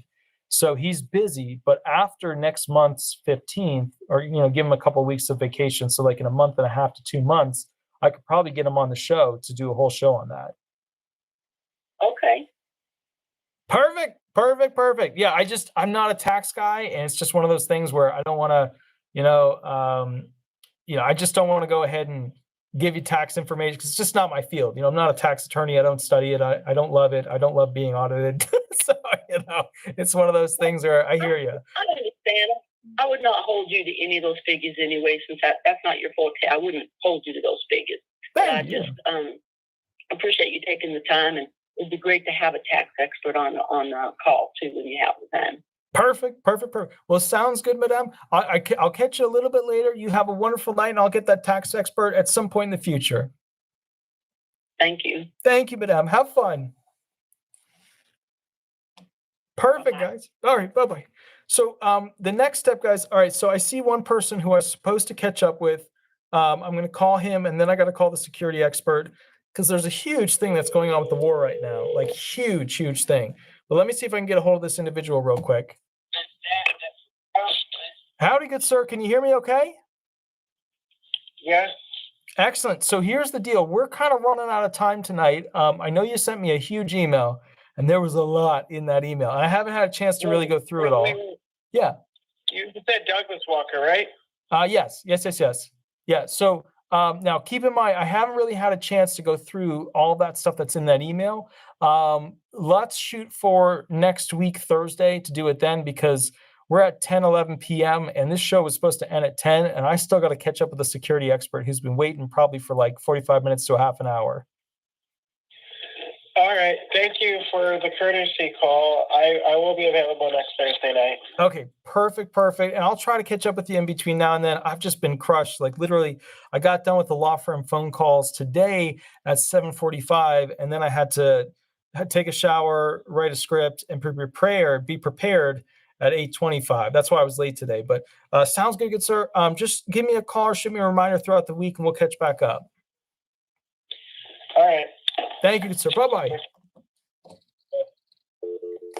So the thing is, guys, like a lot of people emailed me questions, really complex, long, a lot of attachments, things like that. And I try really hard to kind of catch up with people from this show. But the reality is from Monday until Friday and even Saturday and Sunday, I just got to work the claims with the claimants that I do have for the law firm. Because you remember this channel is not actually my real job. Although now that I'm the most viewed disability attorney in America on YouTube and most subscribed to, it kind of quasi is to some degree my job. I'm not, but point is I try to get back to everybody that I can. I don't always, when they're non-clients, I don't always get back to them because they're just not clients of the firm. All right. Now, with that said, I want to call a security expert right now and get him on the phone because we are way over time here. I may not be able to get him, but let's see if we can get him real quick. Hopefully we can. Let me see what we got here. Here we go. And boom, here we go. Let me see if I can get him on the phone real quick. And hopefully we can, because there's a lot of cool stuff that's going on internationally. All right, let's see, guys. That's the second ring. 5x5. Great luck, Remington. Another great job by your shop. Cheers, mates. In 3, 2, 1. Greetings, Walter. Howdy, good sir. How are you this evening? Good. Lewis here with the freshest news impacting folks around the world, and at your request, an update of the United States of America. All from our amazing teams both here and around the globe. Here we go. Shall we hop to the main screen, please? Yep, there we go. Thank you. First up on the list for Sir Walter, is our update on the war in Ukraine.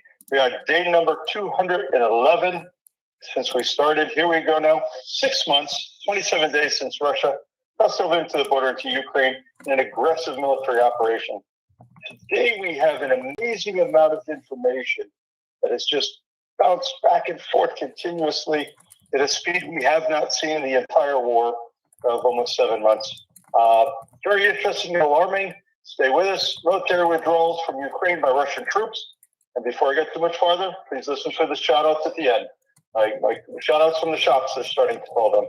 So they're very excited to monitor and compliment your listeners and viewers.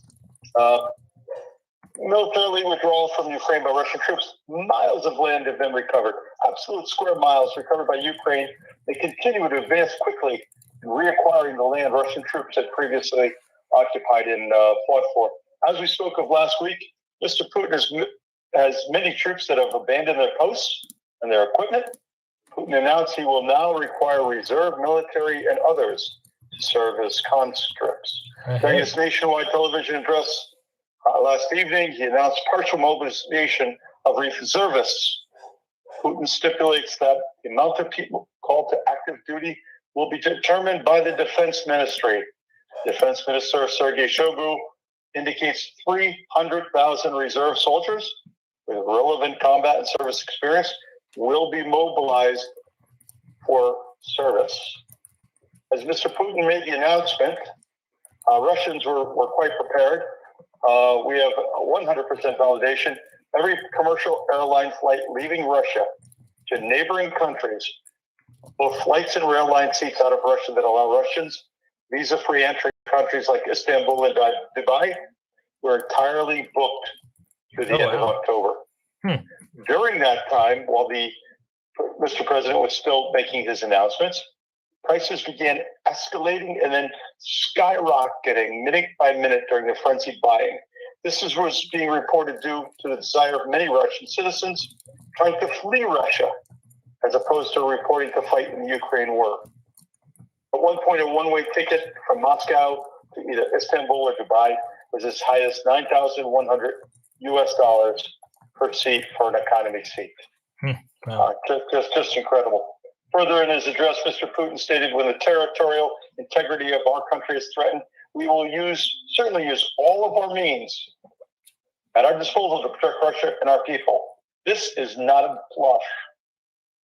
Remarkably, just hours ago in the document Mr. Putin spoke and read from during his address, we had access to a hidden article inside this document that allows the defense minister to allow for a Russian draft up to 1 million people. Wow. We'll see where this becomes. Wow. Shortly thereafter, Ukraine President Zelensky urged Russia to protest President Putin's announcement about the mobilization for war. He says, I've got an idea. I'm going to explain what is happening to the Russians in Russian. And he proceeded to speak Russian in his nightly address. Quote unquote, we heard him say 55,000 Russian soldiers died in this war in 6 months. Tens of thousands are wounded and maimed. Want more? No? Then protest, fight back, run away, or surrender to Ukraine forces. These are the options for you to survive, he said. Zelensky said the Russian mobilization of additional troops, the first since World War II, is proof that the Kremlin's mighty military has faced stiff resistance from fighting Ukraine forces. He finished with, this is Zelensky finishing to us, in statement, the Russian leadership is reacting precisely to the fact that Ukraine's strength and changing its tactics and trying to draw down even more Russian citizens and resources into the war. Breaking at 5 p.m. Eastern Standard Time, I think this is where you're at just a few hours ago, anti-war have erupted in Russia after President Vladimir Putin announced the partial mobilization of the country's military that will see those 300 reservists set to war in Ukraine. In other validated news, Mr. Putin will have his parliament pass legislation to enable 4 Russian-occupied regions to hold, quote-unquote, voting referendums on joining Russia. The move this week is to hold referendums is to have 2 aims. It's to stop the panic in the region among pro-Russian Ukrainians that could be abandoned, and signaling to Kiev, America, and the EU, European Union, is direct quote, "I still got a lot of rockets and no conscience. If you don't give me some face-saving slice so I can just justify this war to my people, I will destroy this place." Wow. Remember Grozny and Aleppo. Jeez. That ends this quote. We have seen this type of voting, quote unquote, taking place all over the world. It's very difficult to guess this very minute for the average-minded person to determine the results of the election, if you will. Eyes are certainly watching this attempt at land seizure as well as resources on that land and saving face with the Russian people in light of the losses so far. Very, very important. Just 3 hours before we came on with you, in relationship to the referendums, explosions hit a crowded market in Melitopol on the eve of the referendums. That could see 4 Ukraine regions annexed by Russia. The United Nations, Russian Foreign Ministry Sergei Lavrov defends Moscow's war and accuses Ukraine of committing atrocities. Russian forces just watched the video walking through the door into the office here, into the conference office. Russian firing 9 missiles at the nuclear power plant again in Zasaria, hitting a hotel power station, killing 1, says the regional governor. Don't understand. At least 6 civilians, including a teenager, were killed in a missile attack in Rebel-held Donetsk, Russian-backed authorities say. About 1,400 anti-war protesters have been detained in 38 Russian cities following the Putin speech of the mobilization and President Zelensky's comments to go out and protest. So some did, and want to be known. On a different note, prisoner of war exchange took place in the last 24 hours. Russia and Ukraine carried out an unexpected prisoner swap yesterday, the largest since the war began, and it involved almost 300 people, including 10 foreigners and the commanders who led a prolonged Ukraine defense of Mariupol earlier this year. You may remember the 215 soldiers from the Azov Regiment that refused to surrender in the Mariupol Azov steel mill while protecting women and children in the tunnels. Their 80-day standoff ended on May 16th when an agreement was reached to safely evacuate the women and children. The soldiers were taken to a Russian penal colony in the Donbass region and held as prisoners of war until this exchange. Ukraine got back approximately 215 soldiers and sent back 55 Russians and pro-Moscow Ukrainians, including Viktor Medvedchuk, the leader of a banned pro-Russian party who is facing treason charges. The foreigners released included two Brits, a Moroccan who had been sentenced to death in June after being captured fighting for Ukraine. Also freed were 3 other Brits and 2 Americans that were fighting from Ukraine from Alabama. A Croatian and a Swedish national were also released. On a slightly different note, Russian troop commanders are actively using drones and other aircraft to locate the deadly accurate HIMARS rocket systems. Hey. Once the drones and the aircraft locate the HIMARS, well, what do? They send in their own rockets trying to destroy that unit and its operating officers. The Ukrainians recognize the incredible value of the HIMARS units and the very, very expensive cost of each assault rocket sent by the Russians to destroy the units. They took a look back to other successful military deceptions that worked in battle, and Ukrainians developed a wooden decoy of the HIMARS unit that, observed from air, looked exactly the right dimensions. Those wooden decoys were very quick to attract the Russian-guided missiles. Those missiles most certainly hit their targets, with Russia claiming victory each time a wooden decoy unit was hit. Remarkably, Russian troops have been reporting destroying more HIMARS units than have been provided to the Ukraine troops. So they have to be destroying the decoys. There's no other words for it. Say what you will, it works, keeping valuable equipment safe and causing your adversary to use expensive rounds to uncover your deception. Nobody was hurt. But other than some hurt feelings, three cheers to the leadership of Ukraine for coming up with the concepts. These were used in World War I, World War II. We just had some CG used, computer graphics used, at on a fake video we talked about last week of it bombing a bridge.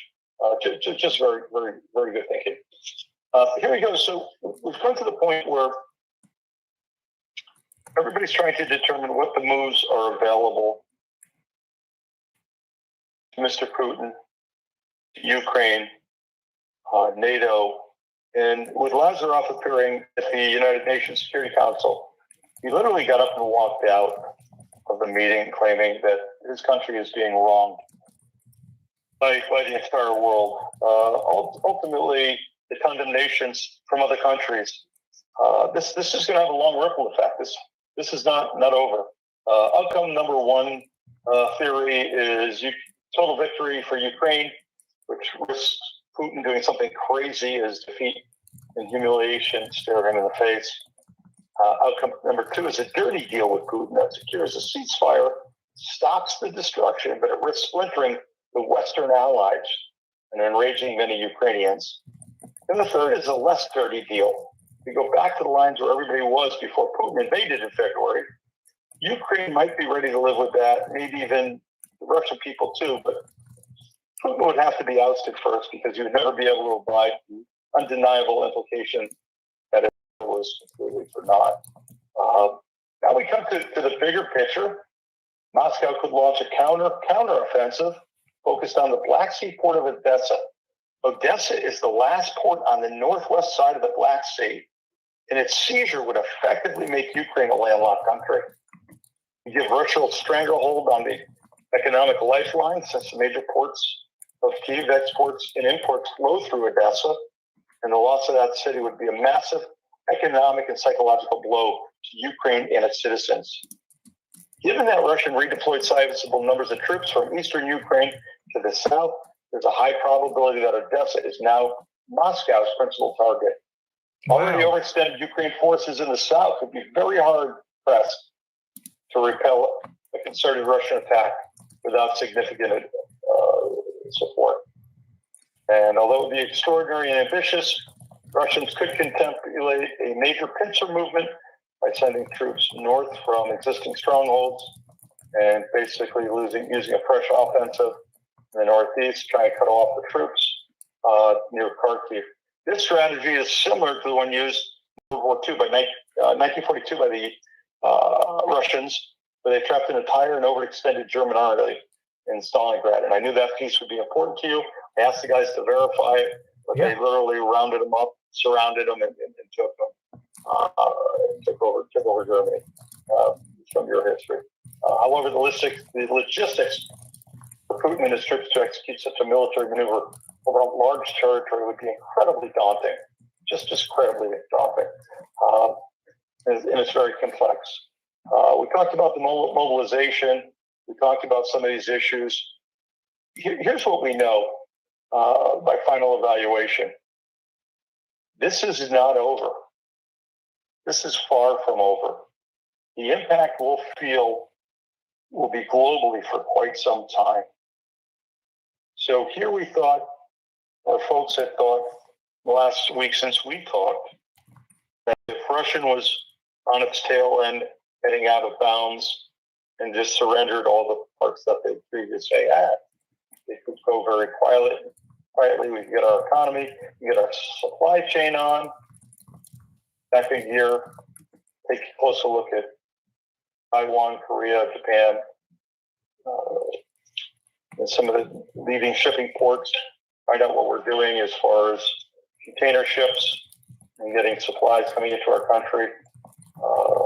North America, England, South America, Central America, and it's going to be felt for a while. Let's look back here. Very important information here to share with you that may be reflective of what we just talked about. We have not talked about this on your channel. I'll speak about it briefly. It's out there.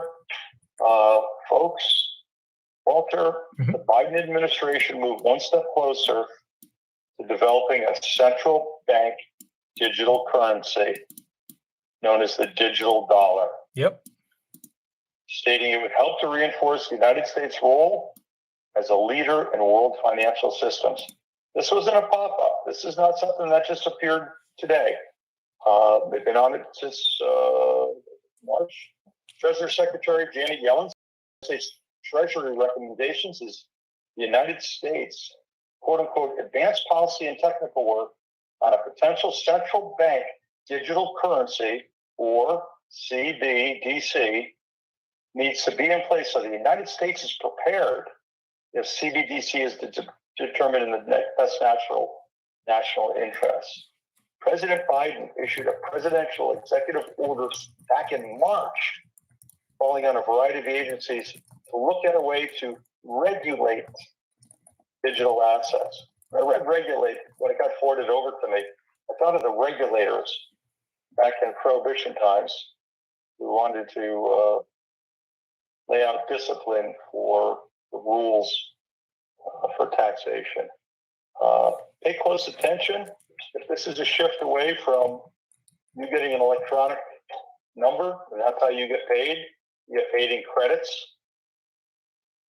How's your side hustle work? Where's your helping hand? Give you $5 to give you $5. It's all tracked. It's all digital. Yeah, and they're auditing the farmers. Yeah, they're auditing the farmers. They're taking away. Literally, there are farmers that are feeding other people with their food, excess food. They're now auditing those farmers and finding ways to basically tax whatever crop they create. It's insanity. The IRS is overstepping, and Biden just mass funded them. Absolutely. Another piece that came up a little strange in our research this week: large amount of ammunition stolen from freight carriers in the state of North Carolina. Large amounts of Winchester brand 9mm ammunition have recently been stolen from freight line shipping containers in Raleigh, Durham, and Wilmington, according to the ATF, Bureau of Alcohol, Tobacco, and Firearms. They sent an alert to licensed firearm dealers notifying them that sizable quantities of this ammunition were stolen from several North Carolina cities. The alert included a warning that those involved in the thefts be trying to sell the ammo to businesses in the area. Vehicles that are of interest in the thefts have been posted on the ATF website. Pretty brazen move, but something a little different this week. Another new thing: monkeypox could mutate to resist antiviral meds. The United States Food and Drug Administration, also known as the FDA, updated its guidance this week for Typox, TYPOXX, which has been subscribed to tens of thousands of patients with the virus. The FDA, in an online update, cautioned that a small mutation of the virus could render the pills ineffective. The Center for Disease Control and Prevention, also known as the CDC, indicated Typox should no longer be given to otherwise healthy adults who are not suffering severe symptoms. Spokesperson that requested to be unnamed said for most patients with healthy immune systems, supportive care and pain control may be enough. Here's where it gets kind of funny. Typox is approved for the use of related smallpox virus, and it's used against monkeypox, is considered experimental and tightly controlled by federal officials. Well, now it's time to introduce Dr. Anthony Fauci into the article that we've come up with. The National Director of Infectious Health and Disease in the United States told the group of reporters, including our embedded folks, that a recent launch study of Typox by the National Institute of Health will track signs of mutation that could lead to resistance. The study is expected to enroll more than 500 people across the United States. Last month, President Biden invoked rare emergency powers to stretch the nation's limited supply of monkeypox vaccines. The U.S. government national stockpile contains more than 1.7 million courses of Typox, originally manufactured for use during a bioterrorism attack that was expected. Something to keep your eye on. Home heating bills, Americans, on the rise this winter. America is about to see the biggest increase in their home heating bills in more than 10 years, and it's not just because of inflation. Latest increase is the result of sky-high summer temperatures that set the price of natural gas soaring as some customers cranked up the air, cool their homes. That spike in demand pushes prices higher and was exacerbated by the retirement of coal-fired and nuclear plants in favor of electric generators. Meanwhile, natural gas production has been slow to come back after waves of shutdowns during the pandemic. The new report from the National Energy Assistance Directors that also deal with low-income home energy assistance programs, LIHEAP, that's low-income home energy assistance programs. They project a 17% jump in average home healing costs this winter compared to last year, and a 42% jump in the cost of electricity compared to the winter before the pandemic. Today, the price of natural gas is at levels not seen in more than a decade. The organization estimates that 91% of America's heating and cooling costs are tied to the price of natural gas, whether directly or as a primary energy source used to create electricity. Some utilities are able to blow off some of it, others are protected from prices. Utilities are forbidden from profiting from commodity price increases. Still, many states are still facing depleted natural gas stockpiles as they begin to purchase more natural gas at current rates to offset the shortfall to try and reduce the impact with customers facing higher bills in the coming months. Those in the Northeast, some utility companies are already putting out notice. On September 9th, New York Con Edison forecasts the bill to climb 22%, $116 a month, while the average resident in natural gas will see a 32% jump, up to $460 a month. The last piece here we're not really sure about. The United States finds itself shipping more natural gas out of the country to booming demand from Europe, which is facing a shortage of supply due to the Russian-Ukraine conflict and the pipelines getting cut down. What had our shops interested here is why don't we keep it and just lower the cost in the United States for the people who need it? Very rhetorical question. Very rhetorical. Again, the group we're tracking here that may be of interest to your listeners is the Low Income Home Energy Assistance Program. Now is a great time, regardless of where you live, to reach out to one of these programs or community-based programs to absolutely find out if they offer assistance with your utility bills in certain states. Just very, very different. Lastly, we're all aware for the need to be prepared. We've talked about it for months. Puerto Rico, the store that came 5 years before what we have now, Hurricane Maria, that devastated the island, killed nearly 3,000 citizens. Wow. 5 years ago. Now, after getting back on its feet and almost there, Puerto Rico was just struck again by Hurricane Fiona, Category 4, with sustained winds in the 115-mile-per-hour class, causing catastrophic damage across Puerto Rico. Left 1.4 million people without access to electrical power or clean running water in the aftermath. The storm dropped up to 30 inches of rain in some areas, cutting off access to parts of the island. Just prior to coming in on your channel, our helicopter in Puerto Rico gave us some real-time flyovers, some live feed over the mainland, roadways, highways, runways at the airport. Almost every observable and identifiable street were feet deep in running water.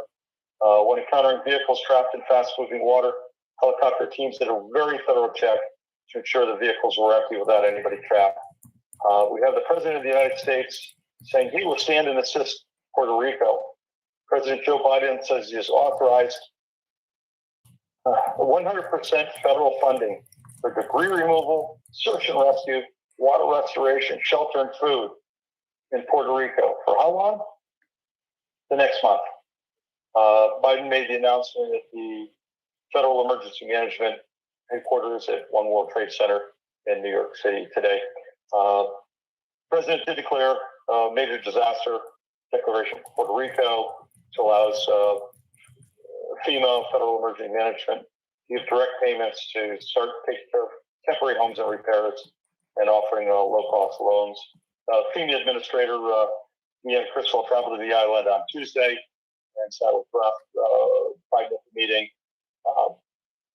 She indicates they're laser focused on what happened to Puerto Rico. One of the things we struggle with is Biden says we're surging federal resources. Puerto Rico will do everything we can, everything they need. Providing aid to Puerto Rico was a campaign pledge. As we talked about, 3,000 people died. Here's where we're headed. So we have a storm traveling up the eastern seaboard. But we also have a storm right behind it called Hurricane Hermine, and it's over Cuba. It's going to continue past the southern tip of Florida, take a hard right, head into the Gulf of Mexico, heading for the Panhandle, parts of Texas. It's also going to make it very uncomfortable along the western coastline in Florida as it starts to build as that category form. Look, on both sides of the seaboard, the eastern seaboard and the Gulf, we love to look at storm waves crashing at the beach. I know I always have. We ask you to recognize, although your dogs might enjoy the wild surf, your kids might like the boogie board or regular surf with waves. I did that.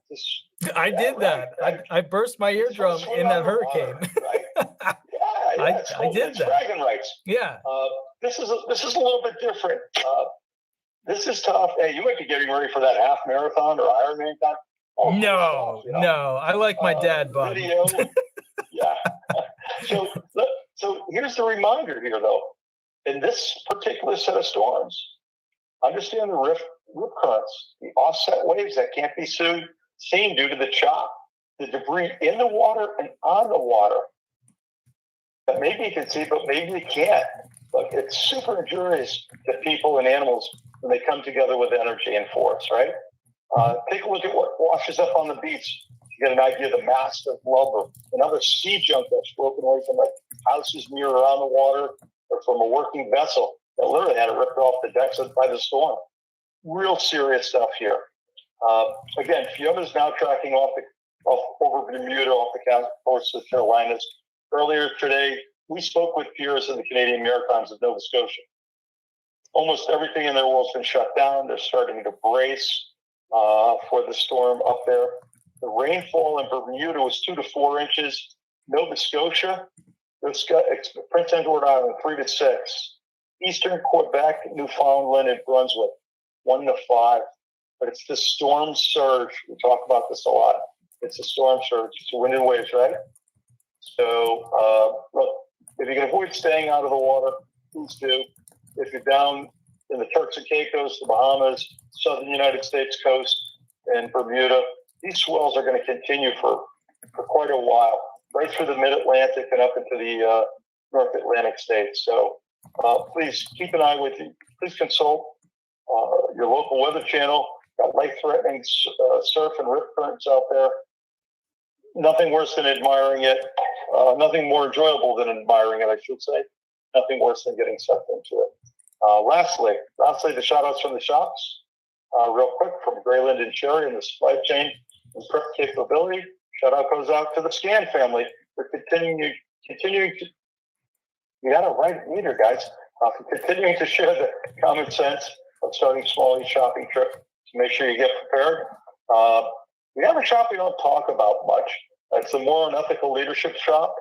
Joseph and Deborah Ann, shout out goes to Distant Sun Rising. Her comment was keeping folks focused, leave politics out of it.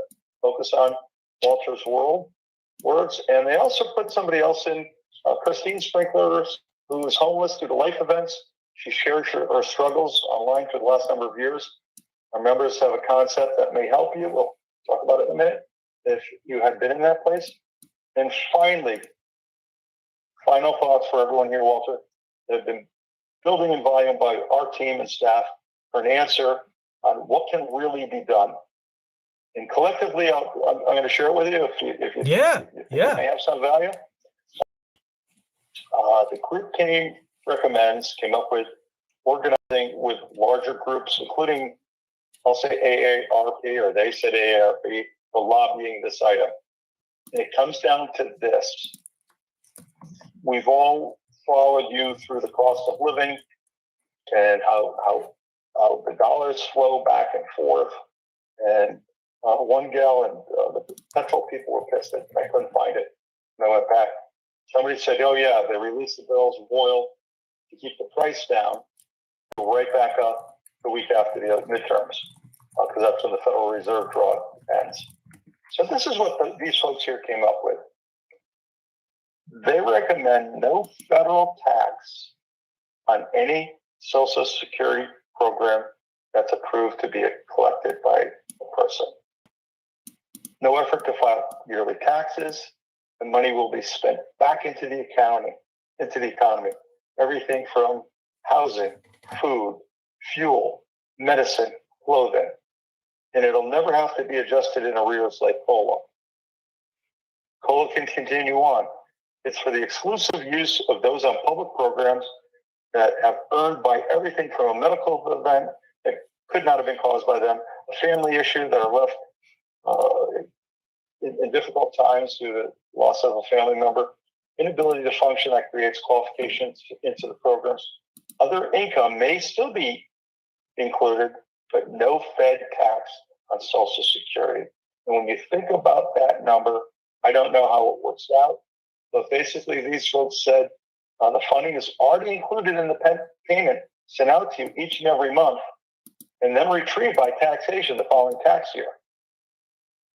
Is that true? Unless you have it withheld. I could be wrong. We do not believe Americans would complain about the disabled to pay no taxes if those that are on these programs after being validated is needed and truthful. This would not be a tax burden to the rest of Americans, realizing the funding and the inability for people to survive is important and real. And we believe that allowing the Fed tax to flow through is not a burden to America based on the distribution of what we're seeing globally with United States taxpayer funds. That's how they left it. That's how they left it. I don't know if you've hit on that before. My apologies, but they've kind of thought through it. There were no complaints. Let it happen. So what happened was I started my kind of travel down that road and saw, 1980s Greenspan initiative is when all these taxes to Social Security benefits really started to take place, because you got to remember 30s, the program got put in place, SSDI 50s, SSI 70s. And then of course, 80s, they started to tax people. And so they came out with this bill, you earned it, you keep it. But the problem that I foresee in this is that, and I think you're right. And you made a really good point there, which is how does this channel interact with other groups, big and small? And AARP has 32 million or something members. The NOSCR has 3,000 attorney members.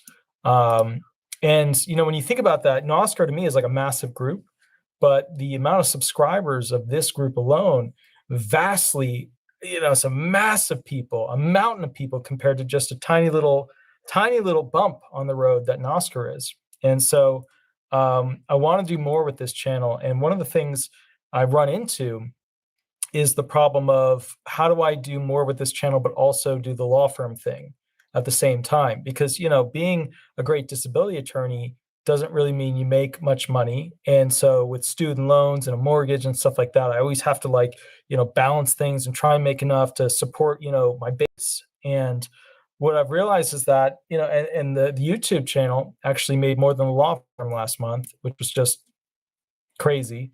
So, the reality of this is that I think the future with me, and I don't know when it will take place, will be a transitional thing to more YouTube oriented politics, things like that. But I think you're absolutely right. AARP, is basically one of the largest groups. But I think one of the most underutilized, and I think AARP is utilized heavily, but I think the most underutilized groups are the nonprofits that are releasing these, amazing studies about, how benefits are affected, what's going on with them. And I refer to them all the time. You guys see me go, okay, well, here's this statistic and here's that statistic. But, they're underutilized. They should be way more famous than they are. Like the National Academy of Social Insurance should be way more famous than it is. And, that's, I think we just, there are certain nonprofits out there that have been affected by politics and some of them have not. And we just need to hoist up those that have not been affected by it and appreciate and promote it. But I will say this, some of the articles that these nonprofits produce, they're tough to read or convert into something that people will readily understand. And a lot of YouTube, the most difficult part of YouTube is taking a complex idea. And like you just did, you did a great job breaking down, what's going down on Earth? You know what I mean? Like, what are the problems? What are the big issues? So you did an amazing job of summarizing and explaining what's going on and kind of the relation to, this to that, and then the analysis. That's the toughest part, but I agree. I have a tough question for you guys, though. Are you ready? You bet. Perfect. Okay, my question, my toughie. What are the events that will likely trigger an actual World War III designation? So we poke this pretty regularly. Let me get back to, we poke this regularly. And one of the 4 plans is, what type of health is Mr. Putin in? And at what point does he recognize whether it's mobilization of troops, whether it's equipment from Iran, Iraq? At what point does it just push the bear too hard? And some of the pieces, you don't get all the pieces that we put together, but I just had somebody shoot me over a piece we were working on for the client of interest, and I'll share it with you. And it's one of the options that we've come to recognize as a serious option for Mr. Putin. Basically, with Russia smarting from its current embarrassment. Okay, say what you will, this has been going on since the tanks, 40 miles of tanks got stuck in the ice and the snow the first few days of the invasion on the Belarus line.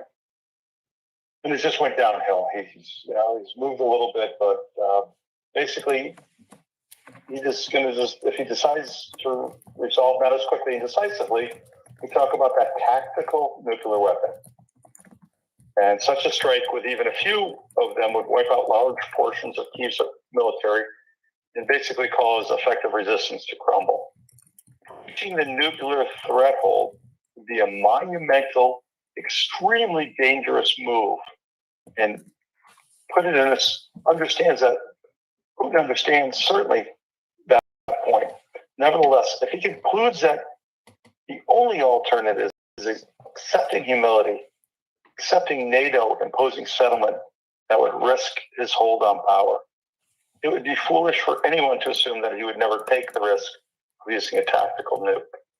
Now, I think what we end up having, we've talked about this before, is, especially for new listeners, is the understanding between a tactical nuclear weapon and a full-blown mother of or father of all bombs that are out there. The tactical's range is limited, and it's limited to cause the least amount of damage and not bring the whole world into the concept. So where does it start? You have the Russian elite leadership regarding Ukraine as a vital national security interest. Why? It's just so close that if it ever becomes a NATO state, NATO rockets literally sit on Russian borders. There's very little response time. Russian troops now go face to face every day with Ukraine or NATO troops. It's an issue. Russians' case, the use of tactical nuclear weapons to deploy or defeat the NATO proxy in the current war has been dangerously obvious for years to the Kremlin, and they keep escalating warnings that Moscow will never allow Ukraine to become a NATO full member state. that failure to respect the core security zone is going to be what the primary target is for Putin to invade, even greater than just Ukraine. He'll invade with other equipment. The use of nuclear weapons would trigger a confrontation between not just Moscow and Ukraine. It will become Moscow and Washington.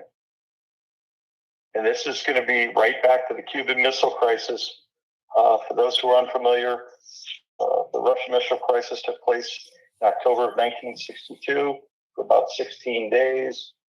They moved Russian rockets onto Cuba, and if it didn't get resolved, President Kennedy at the time, everybody's going back and forth, and it finally came to a resolve that said, we'll take our Russian rockets off of Cuba as long as America agrees not to invade Cuba. That's a little back piece there. NATO's possible responses to Russia's use of tactical nukes are decidedly, unless the United States wants to casually let it all go down.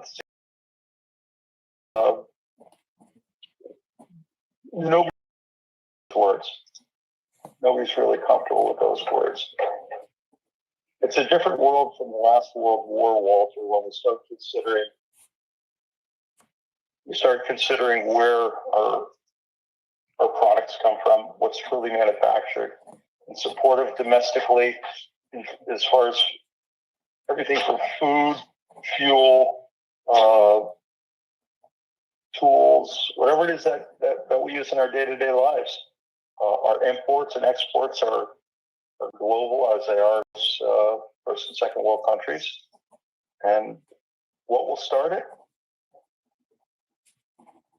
If it starts with a tactical, it doesn't need, we talked about this before, I think that Secretary of Defense Austin was quoted as saying 3 months ago, because they use a tactical nuke, does not require us to respond with a nuke.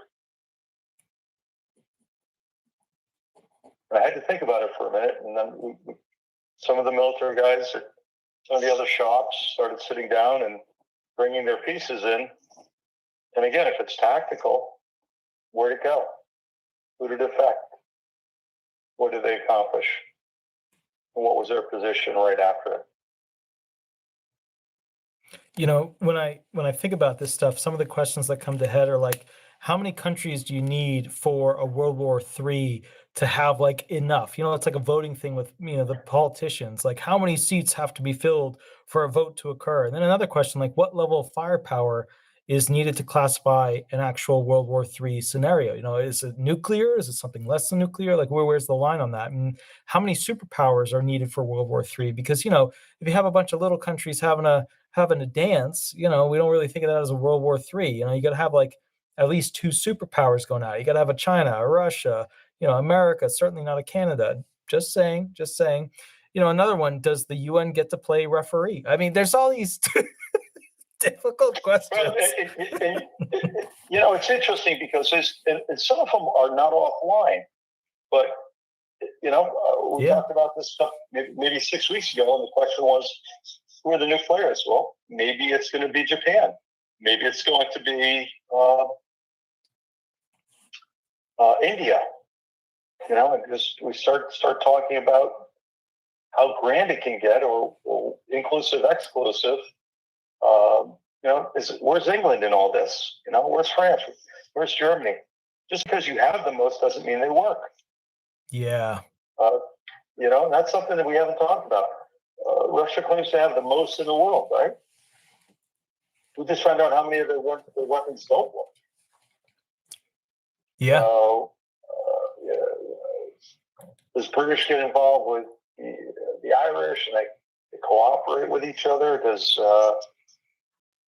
you know, China's been pretty quiet the last 10 days, which always makes me nervous, but the shops are like, we got it. I'm like, all right, cool. But, you know, you suddenly take your entire Navy fleet and surround an area and tell them, you know, we're going to blow you out. Look, we could play the scenarios out. You know, there was a simulation done in the 70s. It was called take this? 7 days to the River Rhine, I think it was called. There's a top secret military simulation exercise by the Warsaw Pact. There's the assumption NATO would launch a nuclear attack first against West Germany, Belgium, Netherlands, Denmark, and forces invading West Germany and aim to stop the River Rhine on the seventh day. And other USSR plans, Russia plans, stopped only after reaching the French border on day 9. And they went through this whole thing, and they talked about radiation sickness. And I mean, it was a real eye-opener for a lot of people. Even if NATO would fire the nuclear weapons behind the Soviet lines to cut off the supplies, it doesn't stop people from being in motion. They continue with these exercises. One was called Able Archer in 1983. European Command put it on for 5 or 7 days for the North Atlantic Treaty Organization.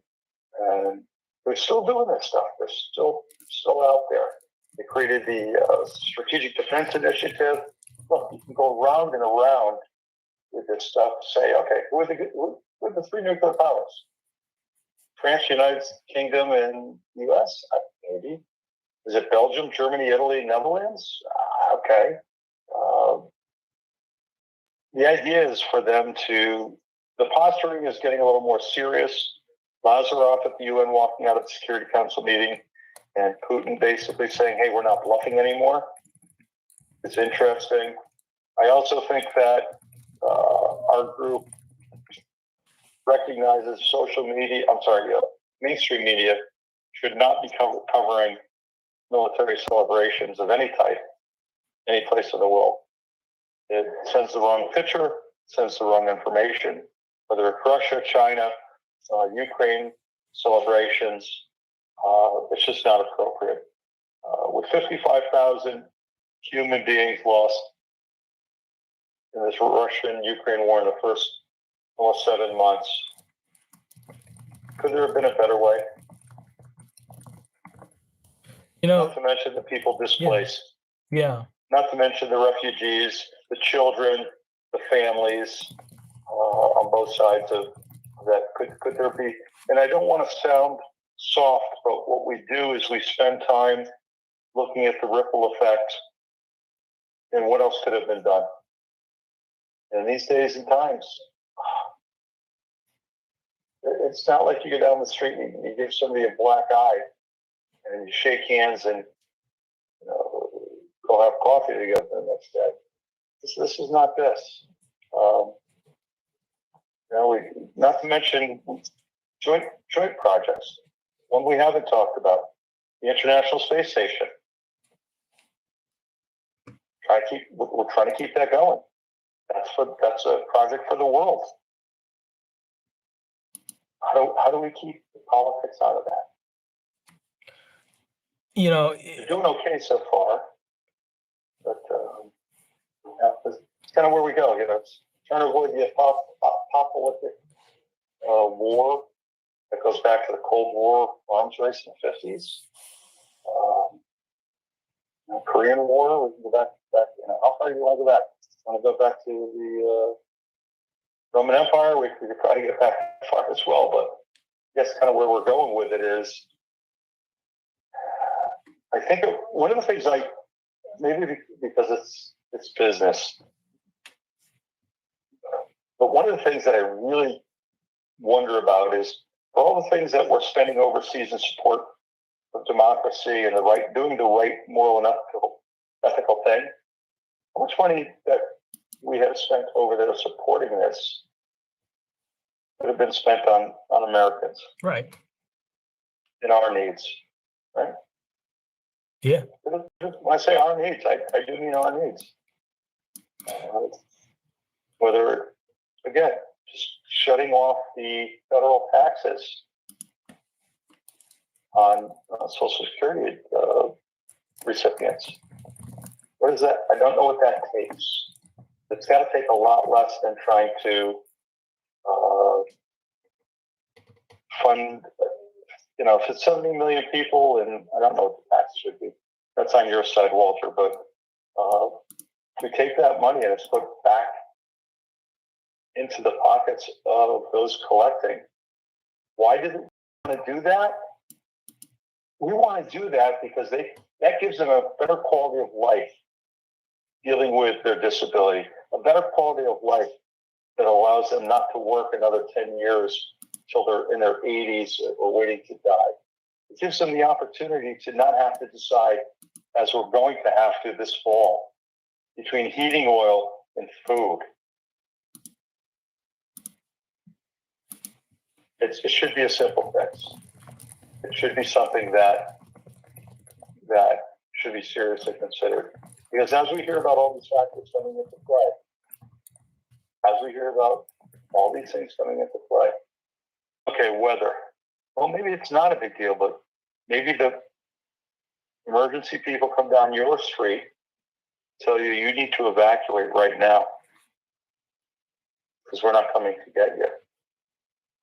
Well, you have to have enough money to buy the things that you can drive away and be able to take care of yourself for a few days. And I think the more the interest rate goes up, the harder the money gets. And I think the folks in the shops here sat down and gave it a lot of thought, not the family members. And that's what they came up with. No federal tax. We didn't speak about state tax. We just talked about federal. They're the ones who issue it. That's where we're at. What'll start it? Hey, the 70 million Americans or 70 million folks on Social Security that receive payments holding a rally, call it the 70 million person march. Okay, don't take taxes. We need it. It takes us a long time to get those folks there, but again, finding your resources that can lobby and make some sense of it. I would think it would probably be the least expensive thing that we can come up with, and just whether it's $100 a month. I don't know what it comes out to for folks. Everybody's different, but that's what the shop came up with, and it sounds like it's a plan. Maybe they can kind of let you know, and we can get somebody, either pro bono attorney groups other than you, or a lobbyist from AARP to get involved on a regional or national level to take a look at it. I think the group of Social Security recipients on all levels, Walter, will be the folks who will drive it, and everybody has a story. And why can't it be a better story? Hey, I've gone on. Thank you for listening to us. Again, until we meet again, stay safe. If you're traveling, Godspeed, regardless of the distance, and we look forward to talking to you again soon, my friend. Perfect, sir. Have a wonderful night. Thank you so much. Be well. Thank you. Bye-bye. So guys, I think they made a lot of really amazing points. The one really big point that I want to go ahead and point out is that, like, when the Queen passed away, right, and the transition to King Charles, there were a lot of island nations. Scotland was like, maybe we don't need the United Kingdom in the sense of the United Kingdom. Maybe we just need, like, us. But I got to be honest with you, it's going to be really interesting to see what Scotland wants to do, what all these island nations want to do with getting rid of essentially British rule or, the British military. Because with all this potential war going on, you would hate to be Scotland and, basically, here comes Russia and Scotland's just like, come save us, Britain. And Britain's like, nah, you voted us away. The islands get attacked. Come save us, Britain, with your giant ships and your amazing navy. And Britain's like, nah, you'll figure it out. So it's going to be interesting to see what they do with that. But anyways, guys, I will catch you a little bit later. You have a wonderful, wonderful, wonderful day. And this is the mega show, the big show. Please remember to like, subscribe, leave 5-star reviews. I'm going to put the little link for the 5-star reviews actually, what I'm going to put right here, if you haven't so far, if you could, that is the link for the 5-star reviews for the Marble Mountain Horse Estate. That is basically the farm I've been totally and completely restoring. We're about to go live with a lot of details. We're about to have renters, so it's going to be incredible. If you could leave a 5-star there for the videos that I've made showing you guys the restoration process, that would be amazing. Other than that, if you want to leave a 5-star, for the law firm, it's in the comment section or bio section of this video.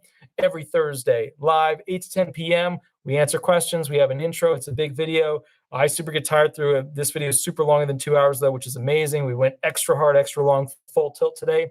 I will catch you guys a little bit later. Have fun. Thank you so much, and we'll go from there. Thanks, guys. Bye-bye, guys. Bye-bye.